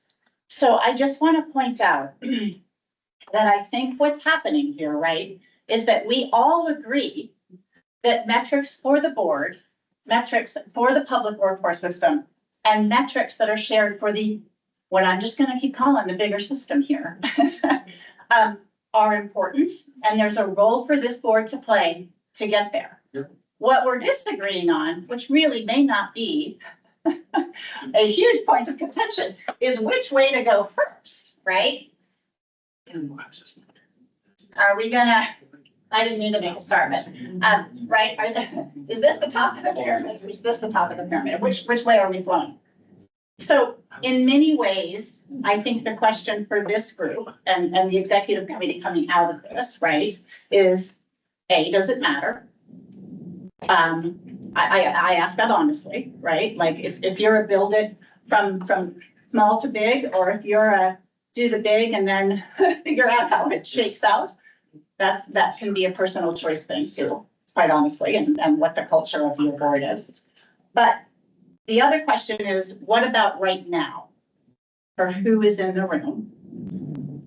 In terms of at least getting to any one of these, the expertise and the people here now. That's my, as the facilitator, that's my skin in the game, is I want to make best use of who's in the room right now and the time that we have left. So, but am I right about that? That these are the 3, you're just sort of, which one do we start with? Is the debate here? Okay, and Does it matter to start, or could we have 3 buckets and then maybe there's even confusion still about those 3 buckets? Yeah. And just have people say, oh, I think it should be this, and then we can have a debate if it's. And we try to put them in the right place? Yeah. Yeah? Yeah. I feel like it's been for a while on where we started. Okay, that's great. And then that, or vice versa. Julie and I were just comparing notes, and we were wondering if maybe the system metrics that you have listed up there could fall under a category, a little bit more baking, probably to that, more words that mean things, but fall under either like the values or imperatives of the strategic plan. Like we value quality of life for all Oregonians. We value, a certain level of affordability and housing and daycare and, and the other thing I was thinking earlier before Julie and I just compared notes was this, and said to Sherry, actually, she said, raise your hand, so I did it.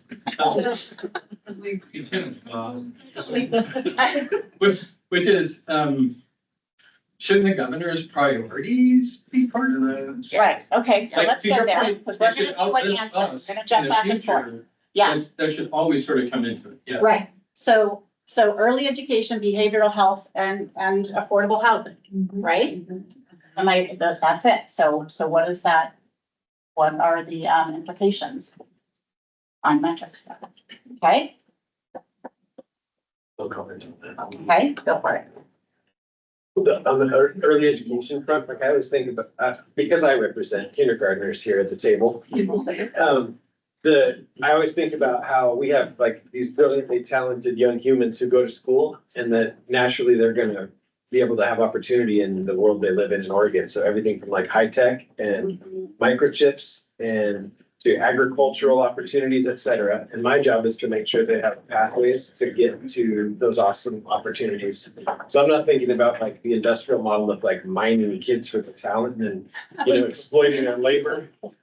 I'm thinking like, yeah. Well, I said earlier, I made some comment like force people to do something. And, I just want you to know I have a warm heart. We know. It was the top. So for the sake of the conversation,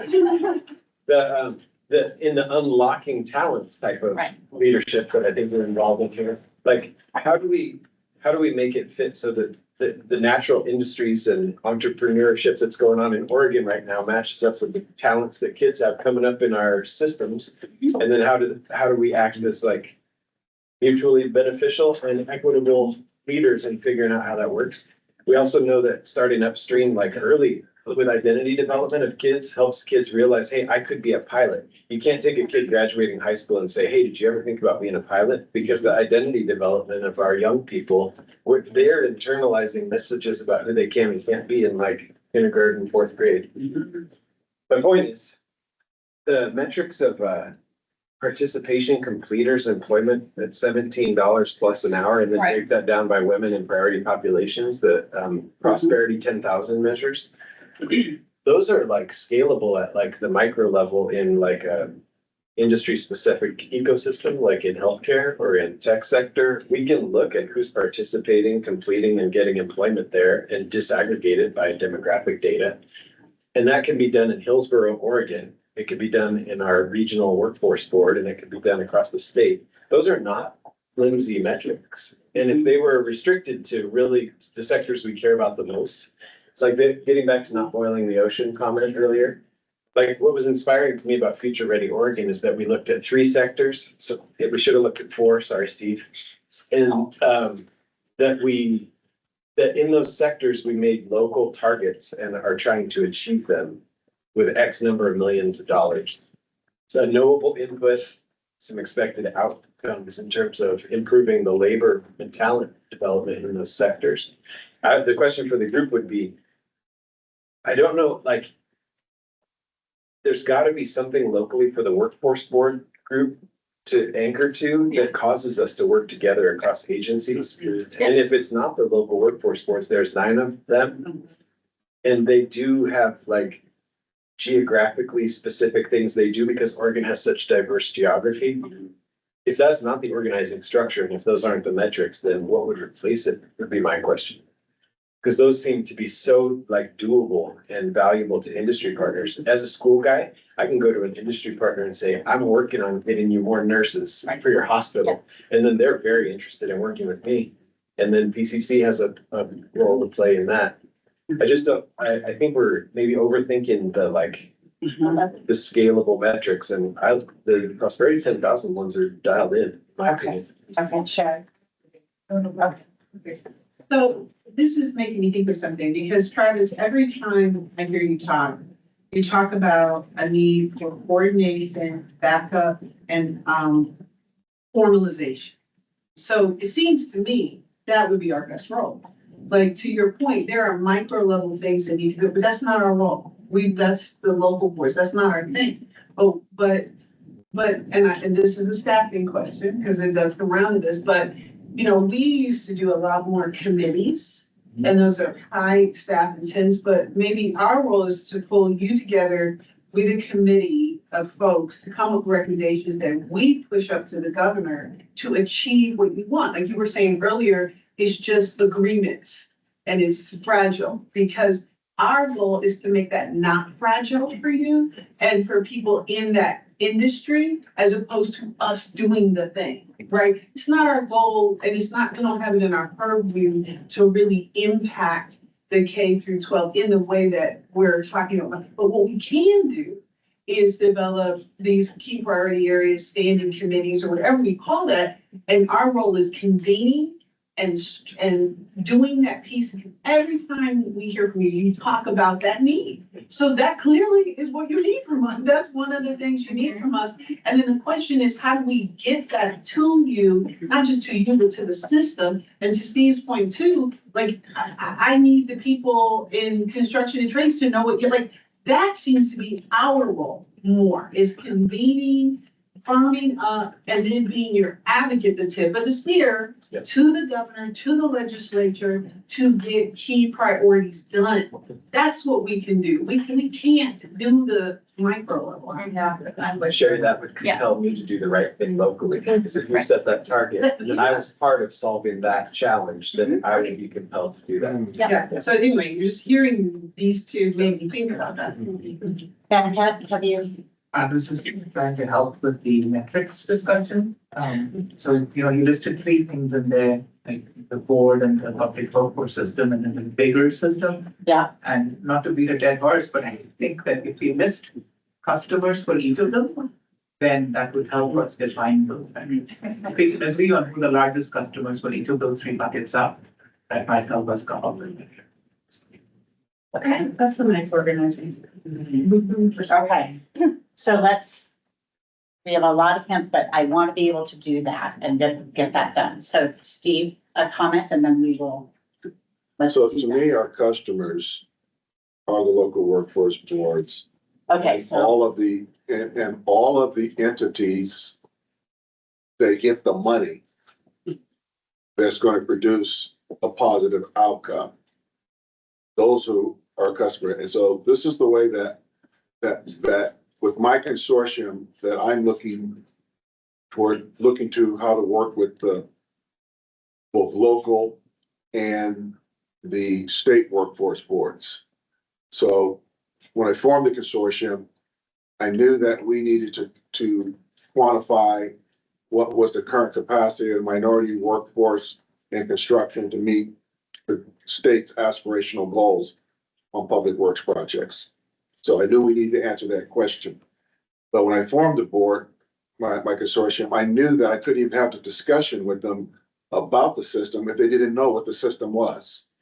And if they didn't know their role in that system, and if they didn't know the population at a granular level. So I knew I needed to have all that together and have the research to back it up so that then now they could then have the conversation at the table with K through 12 post-secondary trade. Now let's map out the career ladders from birth to owning your own business. And then we identify what the capacity gaps are. And then we go advocate for the resources to fill those gaps. And then because of the Workforce Innovation Opportunity Act, that we knew that the local workforce boards had to be our partners. Because in order to get the money and to organize it, we knew we had to work closely with them, but industry has to work closely with them.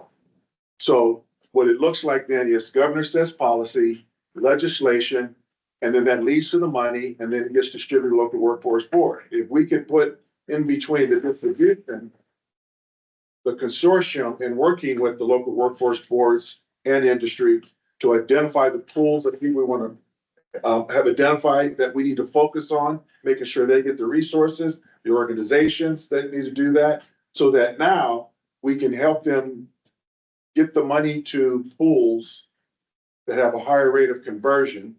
And then we track the outcome. And then we report back to the Workforce Talent Development Board. This is what we did. This was the outcome. This is what's working. This is what's not working. This is what's available funding.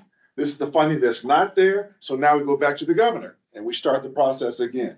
And we just create this loop where now everyone clearly understands the system and the industry is the one that tells us this is our need. And this is what we're lacking. And then now how can we help optimize the workforce system? So our customers are then like, how do we help the local workforce board, the agencies and everyone else who is tasked with that? How do we help them navigate this and help get better outcomes? And someone has to give everyone the big picture because everyone doesn't see the big picture. So someone has to give the big picture. I think that's our role. And a lot of the work goes to the workforce board. So now that their reports, when they report back to us what they have done for the year, we now can analyze what they have done, but we have to make sure that they're giving us actionable data. Okay. And don't just give us, this is who we work with, but tell us what worked and what didn't work. What did you learn from it? And what would you do different? So that now we can take all that information and someone has to see the big picture to complete that loop. That where we're short, now we go back to the governor and say, this is what we need in order to address what your aspiration. This is the governor's aspirational goals. That's what we're focused on. What do we need to do to help achieve the governor's aspirational goals?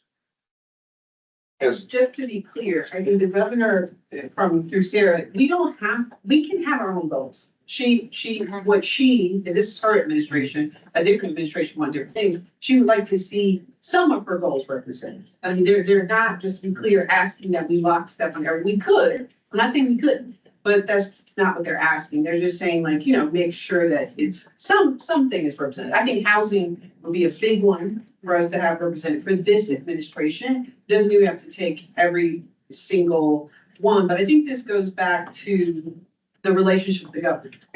Because all of what Steve just described is only happens if the governor sees us the way you're describing as who I'm gonna check with at the last stop before I make the decision. And if she does not see us in that way, we come to a rubber stamp relationship, which to a certain extent we kind of have it now, right? So it still depends on us, and I think we do that through pulling together and convening and being this key connector to these sectors and showing her that value.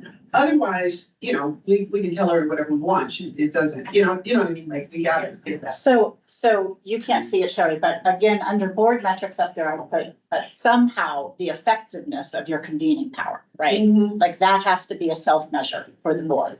Oh, sorry to lose you, Heather. Do you have any quick thoughts, comments? You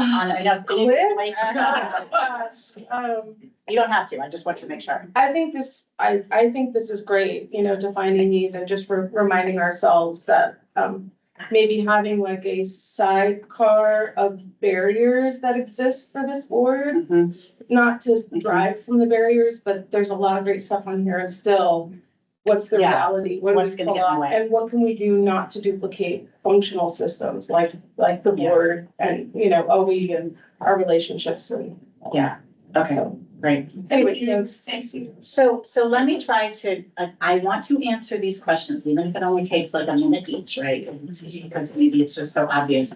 But Steve, I also want to try to understand this loop, right? Because that came out of this custom question. What are the parts of the loop?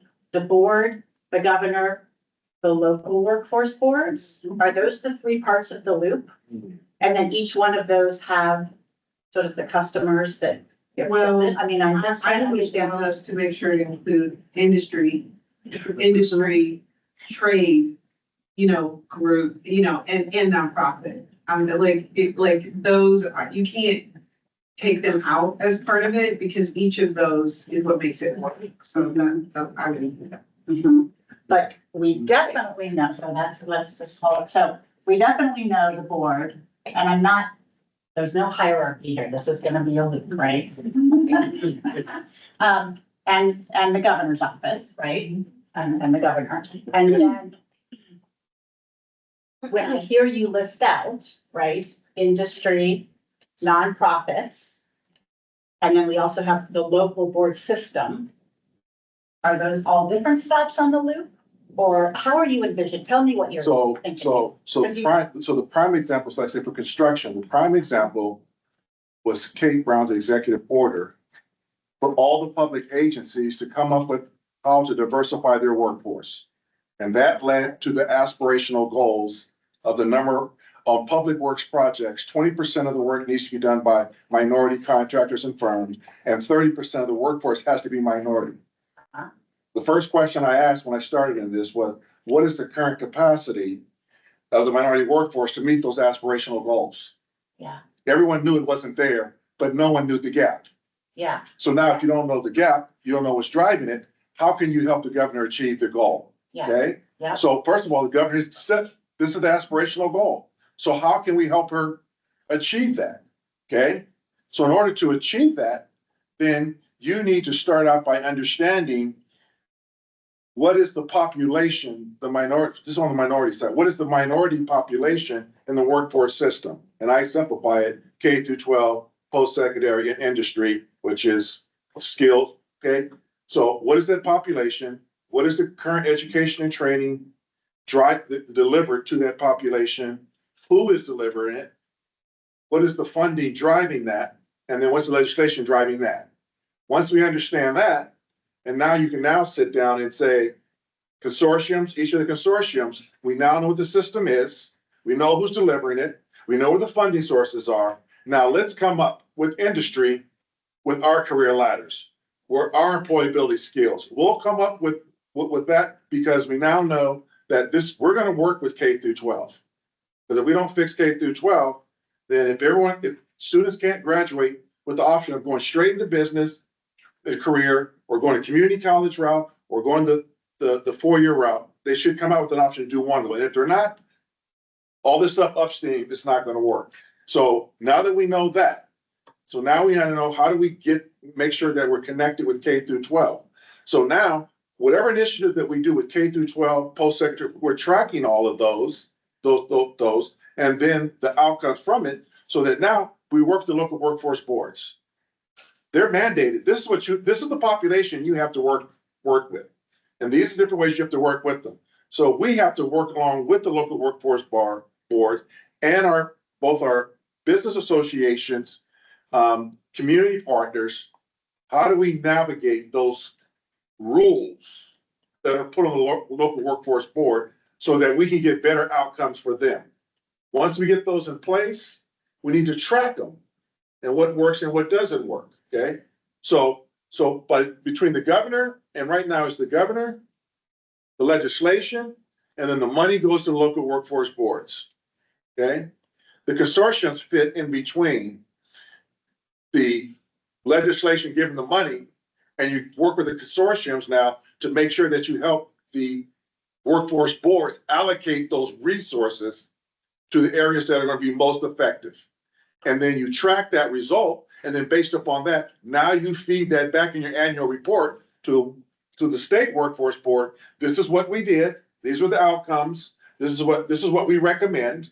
And now we then take that, and then we can see what's working. Do we need more funding so we can advocate for that? Or to go back to the governor, we need to advocate for more funding for this. There's no funding right now for this. So now we need policy, legislation, funding. So the loop is governor starts it, legislation funds it, put your consortiums in between that and the local workforce board. And then whatever the outcome is from that, you feed that back to the state workforce board in your report that is clear and actionable and data that is relevant, so that now we can then generate the reports to the governor and say, this is the different industries, this is what's working, what's not, this is what's needed. And then as long as you keep it aligned with what the governor wants for her priority, then you have a chance. The only caveat I would say to that is if the board actually moves, we initiate some of them. We don't just move for what she does, we move.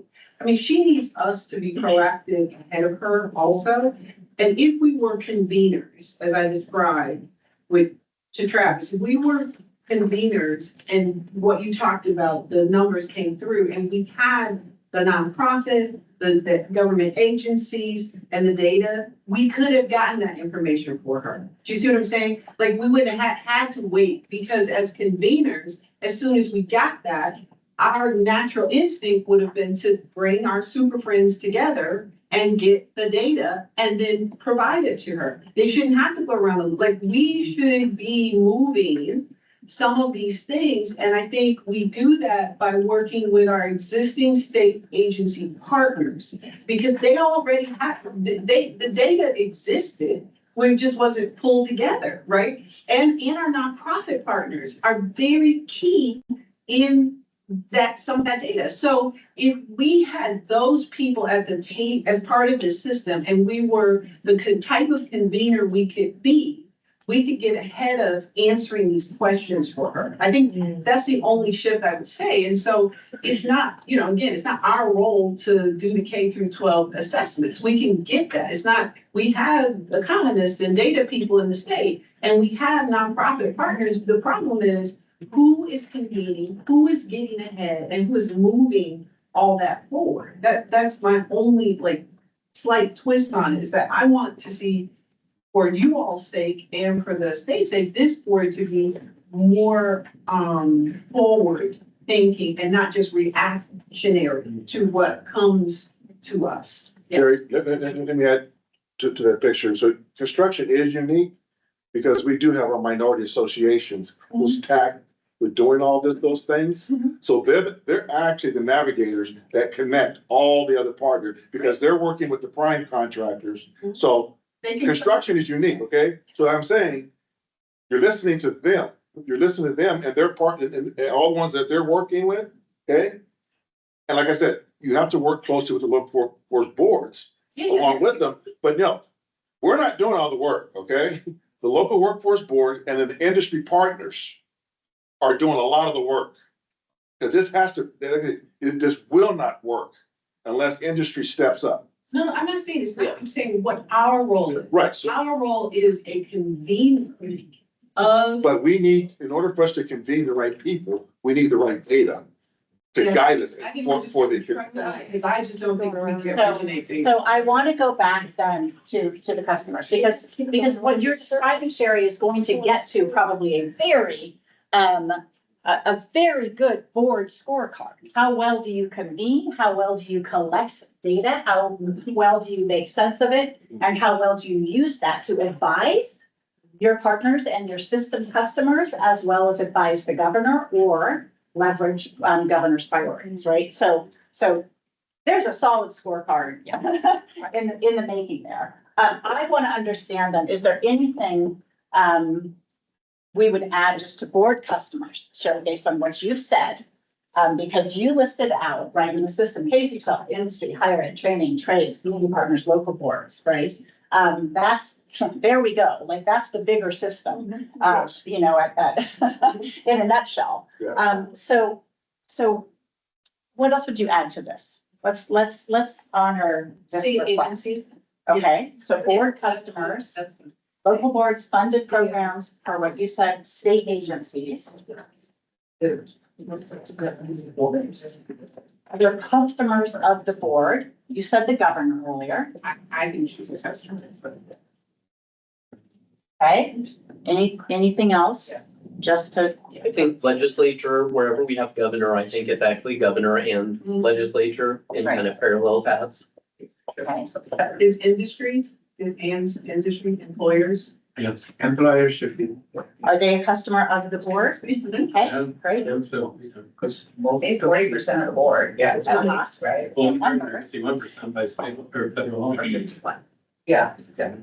so everything that's been mentioned, like for example, for the construction industry also applies to the semiconductor industry. So we have a semiconductor consortium where we're identifying gaps and understanding how to fill them, what the capacity of the system is. All of that can happen through this board.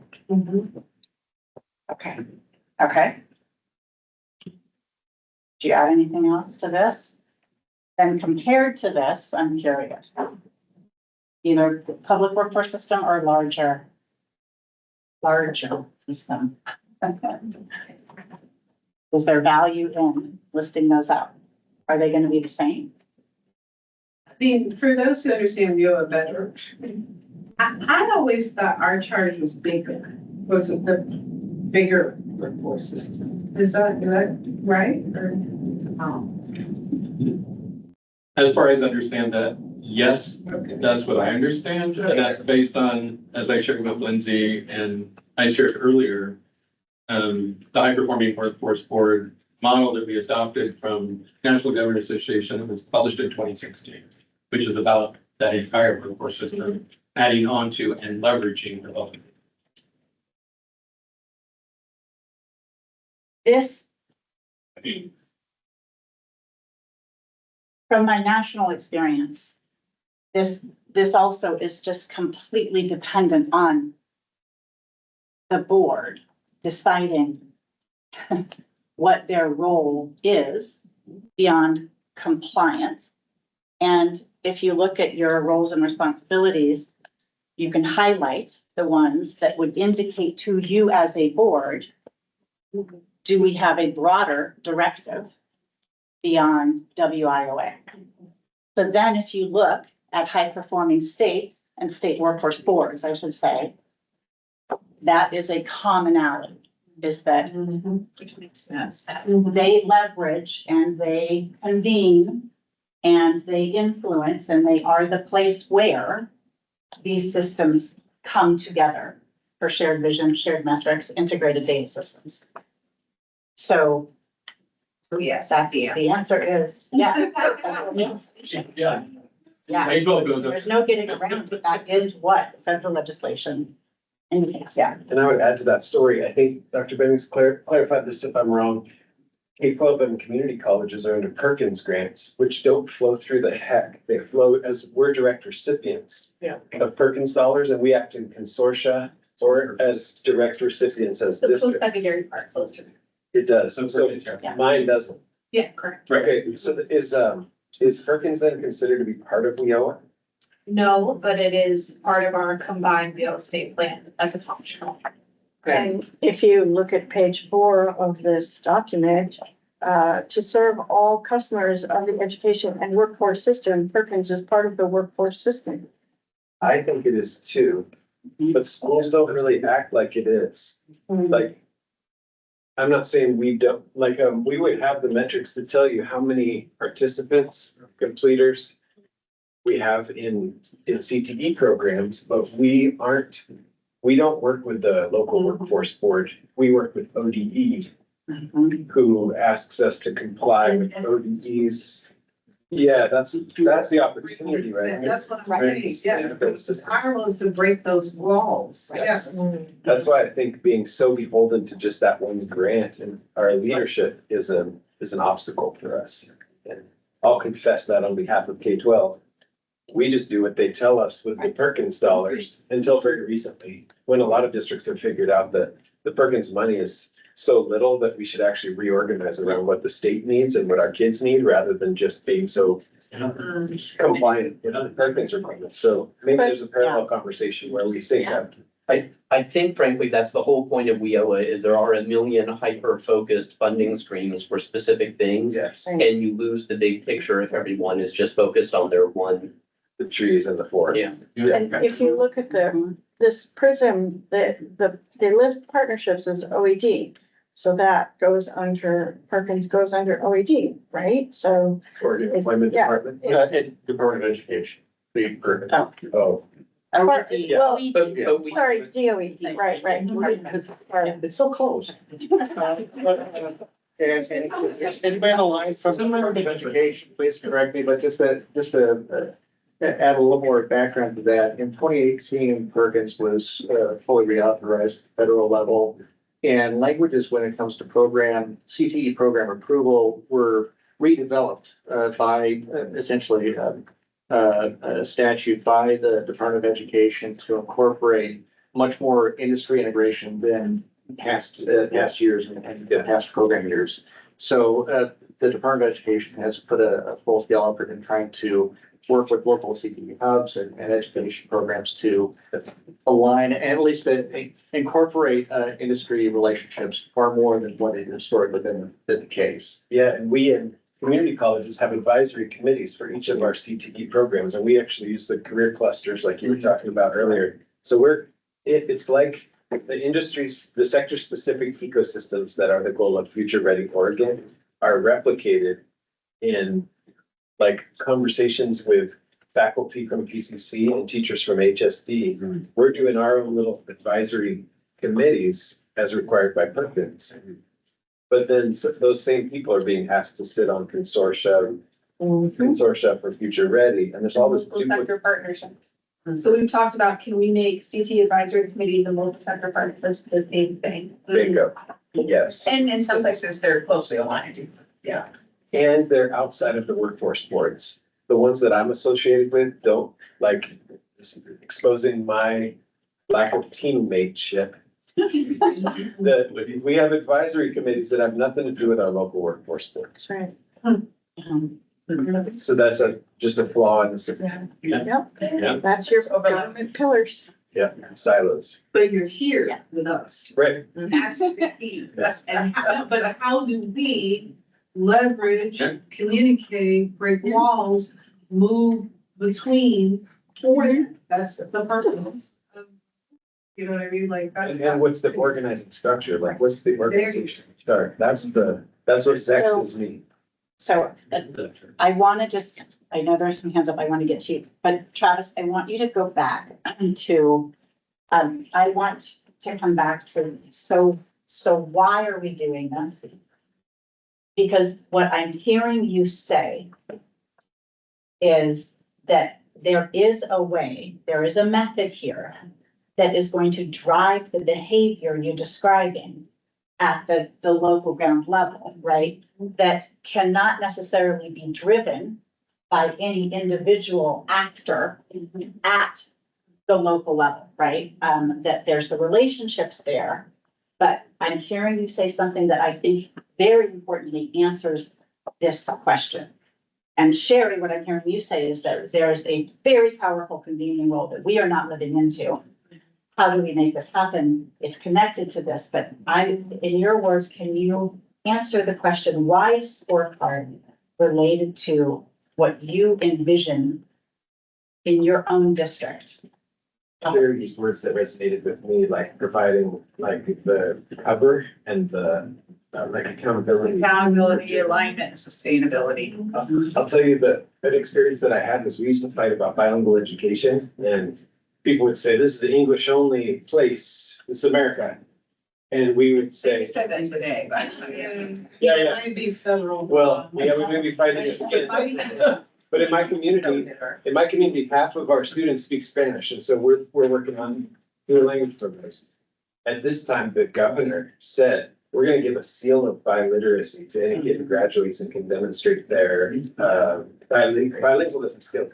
So what it gave me was, and allowed me to invest resources in bilingual education because it wasn't my fight anymore. It was obvious that this is exactly what we should be doing. So if the governor or if this board called on me to create more architects and carpenters and nurses and semiconductor engineers, I would have a clear path to investing more money in those CTE programs. I would have my literacy and math and STEM programs at elementary school aligned with those targets. That would maybe hit you into the early education goal with the governor. It would ask me to do the right things. And I'm gonna do them on my own. And we have a coalition of people in my local community who fight the fight and wanna make education relevant to kids finding great jobs and having self-determination. But if we all got together and said in these sectors, K-12 schools really need to step up and align systems with our community college partners and registered apprenticeships, then we would be compelled to do the right thing. And I would actually say it's not just responding to the priorities, it's also setting priorities. If this board sets a metric, it's gonna be on a scorecard or something. We're saying that that's important and everybody can move towards it. And my health educators would celebrate, like the health sciences teachers would know those 25 kids graduated this year with that certificate and we just were part of that larger goal. We would feel like part of something. So when folks in Pendleton and Burns and Goose Bay, it would be really, that's the kind of visionary leadership that could be provided here. And that's a convening role, and it's also just like setting a hard target goal with all those folks at the team. Yeah.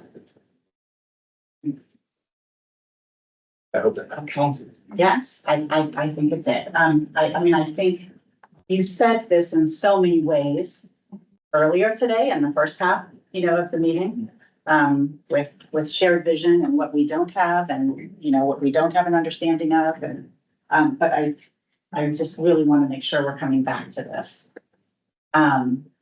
Because what we have, and I appreciate, Steve, this concept of the loop and sort of what it evolved into, right?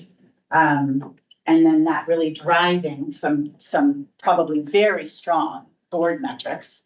It's not just membership and membership engagement, and public workforce system outcomes, but it's the effectiveness of your convening and relationship building, role.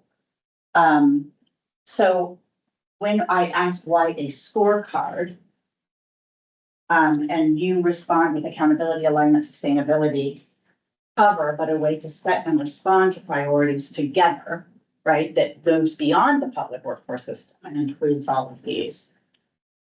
Then that still, I think, gets us back to, so what, and this is a little bit super where you are taking us, right? What are those larger system potential metrics, right? And is it incumbent upon the board to come up with those based on the governor's priorities and how the board and the larger system can feed into that? Or I should say how the board has an impact on how the larger system feeds into those? I'm just throwing ideas out. So Stoop, I promised you, and then Lori. I just wanted to make the comment that all those different sections and sections across just all organizations should have population indicators and performance metrics. It's not, you have either one or the other. As in each of these levels. Each of the levels, right? So I just wanted to clarify that because even if we say, hey, our population indicator is, we want, is like the metric that we're looking at or is like unemployment rate. What is the unemployment rate? And then the performance metrics is really how like managers, either of agencies or even a set of service providers or, however big you want it, but it's managers or a group of managers who like take responsibility for how well a program or an agency or services are being provided to their customers. So it's like you have an understanding of how the big picture works, like through the population indicators, but then within your own customer base, you're saying, am I doing well with, the performance of my agency or my, the services we provide that we have more accountability for. So there's two sorts of accountability, just population accountability, and then there's performance accountability. It's related to that. Great. Laurie? Well, I might just suggest, and thinking about this scorecard and the board's specific metrics and listening to just pulling out the threads of this conversation around the larger vision. And it seems to me that it would be rather productive for the board to actually evaluate themselves and their ability to establish a vision and communicate that vision so that whatever can fall into line and you can create an accountable system. I mean, there's nothing in there about what the board's own ability to establish a vision and communicate that vision. That's part of our board metrics, which we, for the purposes of this conversation, we agreed to set aside. But yes, that I think that is something that I know accountability was a big part of Ann's role in the board, and we did do a lot of accountability work with the board, but we just set that aside in this conversation. The other thing I was thinking is it might be good if we had some evergreen metrics and then annually we added responsive metrics. Like it would be interesting to do like what are 4 to 5 evergreens that we want to know, and then annually what are based on current conditions, changes, what are some active, what I don't want to metrics that we look at the end of the year heading into the new year that we'd like to know by the end of the year. So we have a combination of evergreens and 2 or 3 responsive. I'm just coming up with words. Deciduous. I love that. Right. So funny you say that, because I was just explaining to relatives here that we have a lot of evergreen and some deciduous. That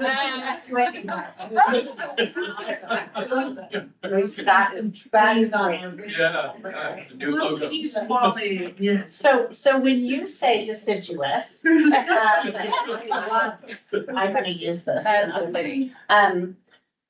Is that sort of, because part of, right, what we've discussed too is how is the board the enduring go-to, right, for what the governor needs? Understanding the system, understanding the players, understanding the data, this feeds right into your loop, doesn't it, right? So there's probably evergreen metrics that measure that. So by deciduous, is that, well, this administration, this governor is focused on these 3 things. That's right. So what are our metrics related to that? It's gonna change too, Yep. annually because of legislative and financial burden. So Yep. we've got to follow that. So some of our leaves are gonna fall off and some are gonna grow. So, I or don't know, wait. Yeah. Before we go on, Allergic to oak. okay, so maybe can you I have not heard of evergreen or deciduous metrics. Can someone tell me? Throwing us some awful big words, huh? Like, I don't understand it. I think that's disrespectful. like there's a lot of idioms here that also. So, like our evergreens are things that we're always generally going to want to know as a board. They're just Like things. operational metrics, like things that are. For our customers, like to your point, health what's of the an state agency. of Oregon? What, these are things that we just need to know all the time. Yeah. But the deciduous ones, the ones that come and go each year or come and go every 4 years, Or the, are metrics that are gonna come online and they may never go offline, because they're not we wanna be responsive to the governor, we wanna be responsive to yes, federal funding getting kicked off from under our feet, we have different things, so that's the difference between evergreen and deciduous. Yeah. it's like So- our core operational Yeah. metrics, and then what are Yeah. like priority metrics that we want to Everything that- impact, that we want to. Shifting. Improve. That's why you're. Right, okay. You'll see on a score. Okay. Right? I don't have a green thumb. Matrix. To back with put Change. an example of private funded programs or state Okay. agencies that we serve, so that I understand.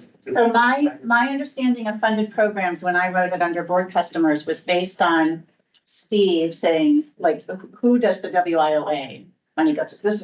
Is that very much, There's public work pools of versus money available that are tied to specific programs. Commercial reading Like future Yeah, but there's a lot of, and others. there's others that, would Future Ready ready be in there? I mean, that's not, Yeah, I mean, there are not things we have any funding, Yeah. priority over, but yeah, But that even. a lot of those programs were also packaged to make up Future Ready. yeah. They took federal and state and packaged them together. okay, okay. So Works with Oregon, Future Ready, Well, no, That goes over in No. public, Yeah, works. that's on the far right. right, Yeah, okay. that's our deep relation. I meant customers here. Yeah. So maybe we could remove funded programs from the board house. We funded program with a customer for the board specific. So, I don't so know. we're questioning whether we need, okay, so that's not how that, We need we're that asking the program. question. Yeah. Okay. I know, you just kind of inching toward the questioning, I was like, is this a question? Answer. I mean, I guess it depends on how you thought of it as a customer of the board. How do you think of funded programs as a customer of the board? Or do you? Going to review, but then I was thinking about strategic innovation grants, which are under the board purview and do fund directly, some programs, so. What about those entities that were not funded and still have potential? Funded programs. Did you mean when you said that the consortium under Future Ready? And I just- 10,000 or funds like that? So I'm looking at, these are programs that are supposed to help achieve this goal. So therefore, we want to make sure that the money gets to the programs that do the best job to get the best outcome. So, But that would be more of a goal or a metric to show for rather than a customer. Yeah, okay. Agreed. Okay. So Who are the other customers? I can't see, I'm sorry. state agencies, governor, legislature, industry employers. Yeah, that makes sense. Industry employers, local boards, are they up there? Yeah, Local boards. Our, I make the pitch for our nonprofit partners as being part of our customers. As customers of the board. Yeah, Okay. I make that pitch, others could. Yeah, do it. What do we? You describe what do you like? Sure, we have, local nonprofit, let's talk about constructing grades. Yeah, we have, PCC, Rosemary Anderson, what's her new name? BOIC. Yeah, oh, you were saying, I thought you said PCC, BOIC, these are folks who we should have a relationship with. They should be able to have a relationship with us. It should be a two-way street.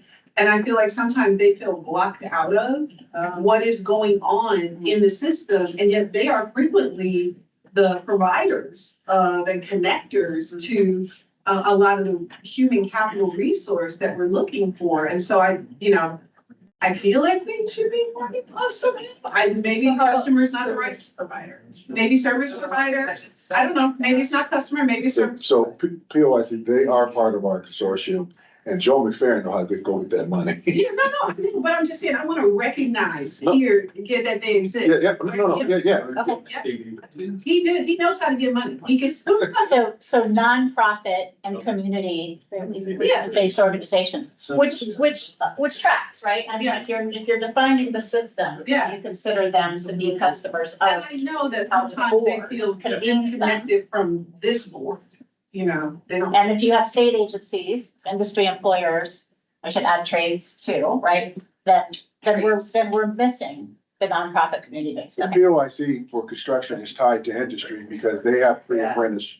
So here's where, right, I'm thinking, state agencies and nonprofit agencies, really be partners, not customers. I'm open. I'm not Okay. open to that. I'm the only one I'm with who's the governors. But otherwise, I'm open. My point was state agencies and nonprofit agencies, we should treat them as partners and not customers. We What about- work with them? Local boards done here. Same thing, though, right? Customers, partners. They're also. Yeah, and I was, like, as an agency I was thinking like, I don't know if I'm a customer, kind of a regulated entity in some respects, a partner, or if there's aspects of all three. Yeah. Seems like that. Well, and my question, quite honestly, is how does this inform a scorecard? Good question. I'm just curious, you know, if you think of them as customers, is that informing a set of metrics for the board in this case? But if we were, I mean, this is also why I asked, are these all just gonna be listed out here? Same. Because if these are your customers of the board and also partners. I think of the governor and the industry, customers as clearly leading to metrics, right? Scorecard, because they have their priorities and they can assist them with data. I'm unclear how we do it with the others. I feel like local boards though they're a well, that's right. That's why I feel like they're a hybrid. They can help us with data, they help inform it, but they're also partners. So I'm kind of in the middle with them too, because they do have their own data. So we approve their plans, right? We do. We approve their plans. Yeah, but we don't decide how much money they get. The heck does though. But we don't. Dictated by formula, but the WTDB sets the formula. Who hires the directors of local boards? The local board. The local board, they're all 501. They're all 501c3. We're all 501c3s. Okay. So we're all independent, governed by a board of directors. Okay. Okay, And the WTDB staff certifies local boards. And other multiple funding streams. 50% plus is WIOA dollars. Depends on which board we're talking about. Some way more. More than that. I'm not getting strong pushes to fill these out. Because I think we're now, tired, but also wondering, again, how does this inform metrics? Right?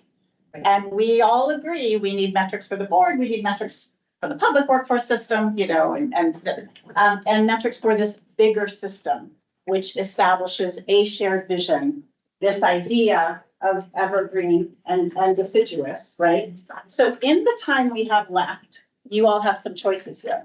If you still see value in peeling these apart and understanding the difference between partners and customers, because that is going to inform metrics, let's keep going down that path. But our other choice is, do we want to even begin discussing what the board, as the potential convener, right, of the bigger system could impact around the current governor's 3 priorities? Is there value in using this group right now to just brainstorm some of that, which actually does go back to some of Soup's larger potential metrics, right? Affordability. To either, but I feel like you can answer this question. You can better answer the other. Okay, But then tell me who the larger system customers are. You know, we might be able to divide customers and partners into who's accountable for the metrics versus who's just benefiting. Like, if Got it. I'm a state agency, I'm gonna help with the workforce talent development. I'm a partner, but my students be the customers, just like they would be if they came through like a apprenticeship or a community-based organization training program. Yeah, but they're, right, they would be our customers, but yeah, they would be your customers. I think our customers are the governor, the trades, employers. And to some extent, a hybrid with the local board. I mean, that's the way. What about job seekers? Yeah. Job seekers, yes, job seekers. What about, the local boards to me seem more like partners, Yeah, I'm. because they give you the data, right? Yeah. But the job seekers, we're not touching, it's the agencies that are working and local workforce board that are working with them. We're assessing what they're doing. To be accountable to job seekers, I still don't know if they're. Maybe that falls into evergreen metrics in terms of how jobs. Kind of that big picture, yeah, what you were talking about, this. I kind of agree. I don't know if there are customers. That doesn't mean they're not important and we're not trying to impact them, but I just don't know if they're. We don't control the money, we don't control the programs, who's delivering it. All we're doing is collecting the data from the local workforce board. This is who we work with, this was the outcome from it, and then we take that. But what I just heard Julia say, which I've forgotten, is that this board approves the formula by which funding is distributed across the state that serves job seekers. So there's a connection, right? I mean, I don't That's an know. argument that we're customers. Oh, yeah. I think that job seekers are, that's why we all are here, is to train job seekers. But my question is, Driving reform. if we don't see them customers, doesn't mean they don't matter. Yeah. But you can't, here's the thing, I'm wondering, if we don't call them customers, doesn't mean they don't matter. They could be designated some, like our priority population. You understand what I'm saying? Like, I wonder if narrowing customers to this very functional interaction would help us, not to marginalize job seekers, but to place them somewhere else. That's all. I'm curious. So I put service recipient beneficiaries. I mean, I think I was also trying to find So the right. there are direct customers, for example. There's direct and there's indirect. Job seekers, and then there are indirect. Yeah. Yeah. For us, direct customers would be industry, employer, The governor, and then indirect is everybody else. Yeah. That's your direct customer. I mean, you know what I mean? It's not. But so are employers. No, I know, but there's this trade level thing with them. I mean, yeah.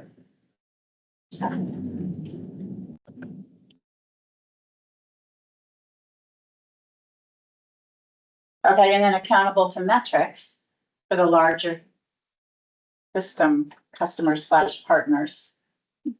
So, Sorry, I feel like as a facilitator, I'm failing to bring clarity to this conversation. so I don't know if it's customers or not, and maybe this gets to what you were talking about earlier, Sharia. This board isn't there to do the work, but it's there to provide guidance. It's there to then look at how others are doing the work on the ground and inform policy. Hopefully, there's some control over resources. In my mind, all of that ultimately, for the big picture system, is we have current and future job seekers, because that includes people in school, that includes people out looking for a job now, and we have employers. Because that is the system, right? It's people hiring people to do work. Yeah, and then the public workforce system is job seekers and employers. Right, just direct, that's pretty straightforward, right? Okay. And all the people who support them. As defined of the system.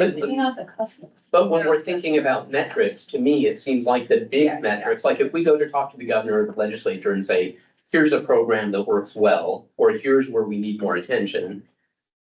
They're gonna care about like, what is it doing to help job seekers? What is it doing to help employers? Right. If we go to the governor and say, our lack of coordination at state level is hindering your ability, and your ability. And we know this because we have this data and this is our recommendation. And then that is what we ask her to get behind the fund and make the legislative part. Like, yeah, that's exactly right. We can only analyze what the local workforce board is doing. We're not the one actually doing the day-to-day. They're reporting to us, this is what we did. And this is the result that came out of it. And it was better this year, whatever. And then we can look at that and then look at their explanation as why it worked, did work. And then we need from them their recommendations of what they need.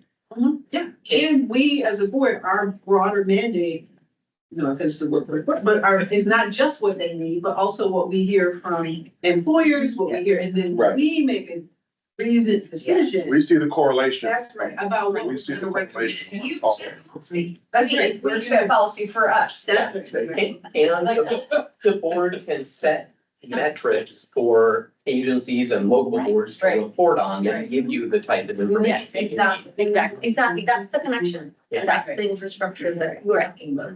And Do you- add workers to the public workforce system, just add workers as well, workers looking to upskill. Oh, right. Yeah. That's my question. Yeah. Incumbent workers, yeah. Yeah, okay. So I know you can't read this and everybody would need glasses, but I have put correlations, convenes, collects, sense-making, advisor, policy, because I think these are all, again, incredibly important roles, again, tip of the spear that the workforce board at the state level is responsible for, right? And those have to go into a board portion of the scorecard or a board scorecard. Still, right, thinking about the larger system, right, that you convene, draw correlations across, that, advise around, accountable to the metrics.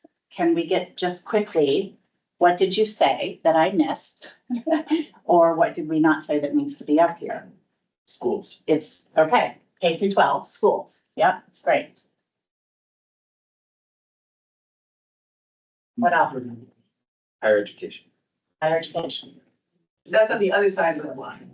This is who's accountable for. This is who's Okay, accountable for that. okay, I just wanted to make Right? sure. Yep, and I was like, no, there's no is more like- customers. customers, yeah, this is For more customers. partner accountable to metrics, so higher ed, okay, I would change that to post-secondary education. post-secondary, right? Does that include apprenticeship program? Okay, great, because it's a broader definition, yeah, good, okay. Data, you're saying? Yeah, who would be accountable to any shared metrics that we come up with? Local workforce boards. Yeah. Yeah, local boards and agencies. Bowley? State State agencies. Public agencies. All relevant state agencies, yeah. Tribes, for data, also sovereign, many things. I say community things. A good partnership. You were both accountable. Travis, what about the STEM hubs? Do they fall under K-12? So, yeah. They do, they just have. I'm sorry. Well, Money. Actually, all of them go into post-secondary, but it's all, yeah. Don't all know. Okay. CBOs, we want CBOs then, we already have We're just them. talking about that. Yeah, I think so. I think they probably. Community management, they have, If they're good partners, they're good to be accountable. Yeah. All good partners are accountable to. And no local boards do direct service, so we contract with community-based organizations, so they should probably be on there. Okay. What about like housing and correction? I think housing corrections and, childcare. And is some of this gonna be, again, I said relevant, like is some of this gonna be dependent on your deciduous, Yeah. Yeah. right? Yeah, that's true. Yeah. Yeah, okay, great. What's housing? Oregon Housing and Community Services. Yeah. It's a state. So it's state You aid. have a date. We've already got the Nothing, okay, right. And then there's the. What do they do? Childcare code. They provide a lot of community services in like the emergency management space. So when all the wildfires happen, they have all sorts of services and supports that help with that. On the housing side of it, I think you remember, were you at the September board meeting when a bunch of people came and talked about, what's that? Knife River, we're Yeah, down the there. Ida We're at Team Oregon Bill. Oh, yeah. So that program is there and they're, building tiny homes for, folks that got lost their homes during wildfire. So that's part of what they do, is that helps? And the Department of Early Learning, Childcare, Department of Early Learning. I put childcare, I know you can't read this. That's okay, so it's This will be hopefully officially captured the in. Department of Early Learning. Okay, early learning, great. Because childcare, You provide workforce development and Bill. job security. That data is. And with housing, is Okay. also the rationale. B. I can't put anything else on the flip chart, so we're gonna stop here. But we get the point, right? So, so here's where we're at. We have 15 minutes and I think we need to figure out, so what are the next steps here, right? You have peeled apart quite a bit here. It seems there is agreement on scorecard, and I'm gonna keep using the evergreen decisions analogy. I think it's great. Why a scorecard? I think this customer metrics funding loop, right, has helped sort of clarify the very, very important roles that the board has to step into, right? And so the self-assessment of the board has to be, are we doing this effectively? Why or why not? And how are we going to make this happen, right? Which is, again, where you create your scorecard to measure yourself against.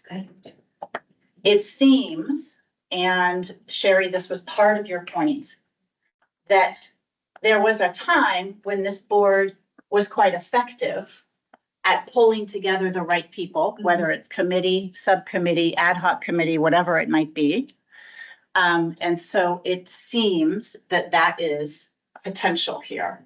If you are to get to the right metrics and scorecard across these three levels.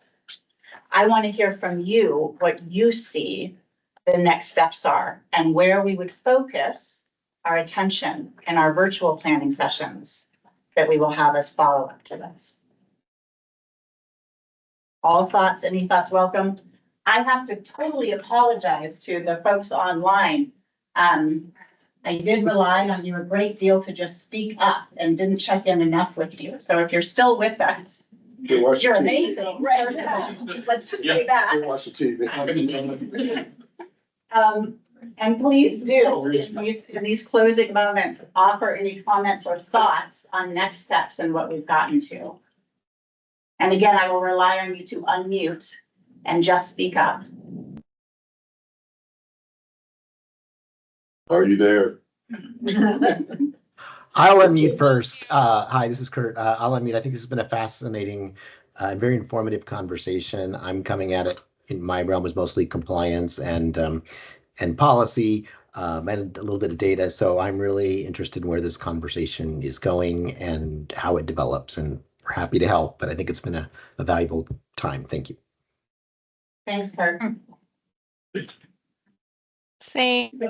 I'm kind of here to see how we can support in the different data pieces that we, would contribute from a partner standpoint.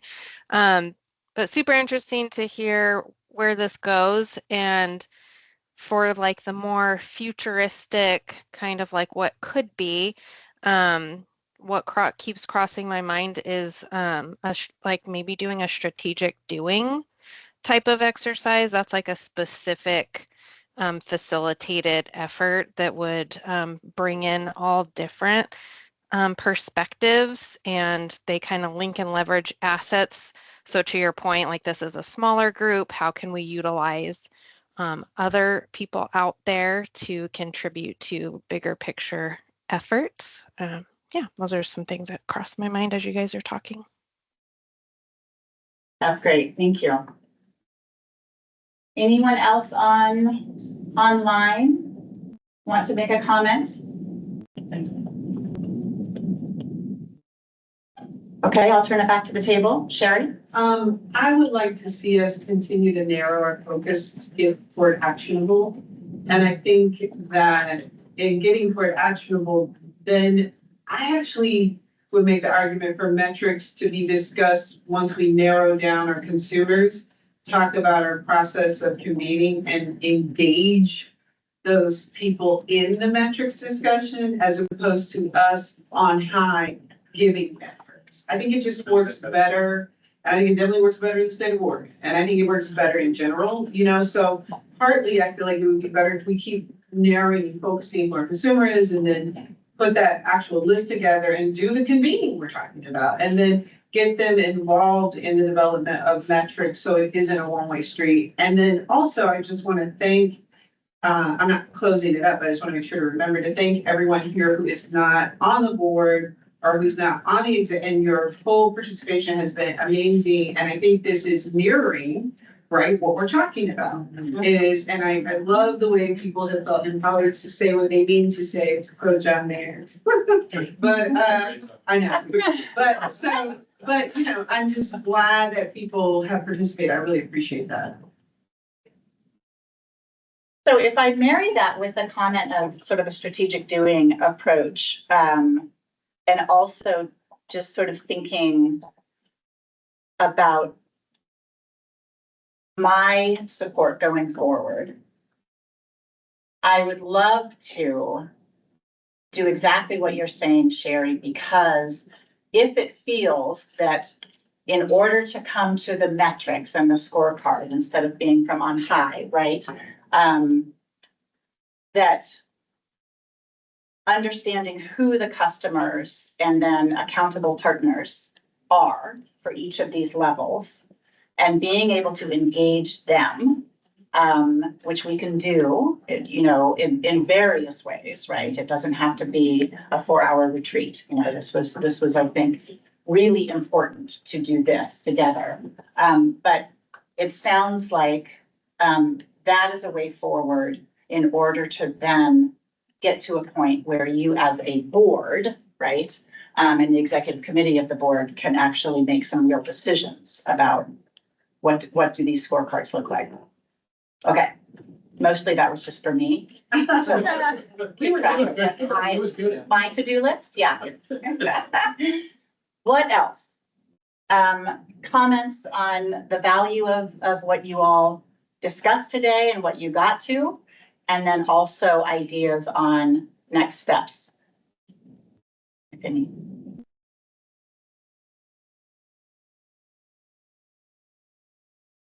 I appreciate folks helping me learn about the different vocabulary that we use in different parts of our job. Like I studied how to help kids learn how to read, and I come to this conversation kind of naive about how the workforce system works. And so I always appreciate the dialogue and like negotiating meaning around what are we talking about? What's the vocabulary you all use? It's the blind leading the blind. We're just making this up as we go. You said like evergreen situation, right? But at least it's one making up, right? Like everybody's not in their own world, making up their own reality. It's one reality. Right. Right. This crap. Yeah, yeah. Negotiating what reality is. All right. Great, thank you, Travis, that's great. Okay, Todd? I just have a question. You sort of touched on this earlier, but I'm just curious at your latest and greatest sort of assessment of things across the country. If you think about other boards that you've worked with nationally, and what you saw and heard and have captured today, how do we compare with those that you would consider promising and best practice boards? You really got that- it from the spot. Yeah, I was gonna say. Bring it, that's all right. I will say the whole compare question, I think it is sort of a false, you know, construct. Okay, so But it's still important, I think. I say this not just because I'm a former NGAer, but I think NGA does have a bird's eye view of where state workforce boards are effective and where they are not. And I think it is very clear, right, when you look at even that one page, to be able to self-assess, right, where we do the right thing and where we are missing opportunities. For Heather had to leave, right,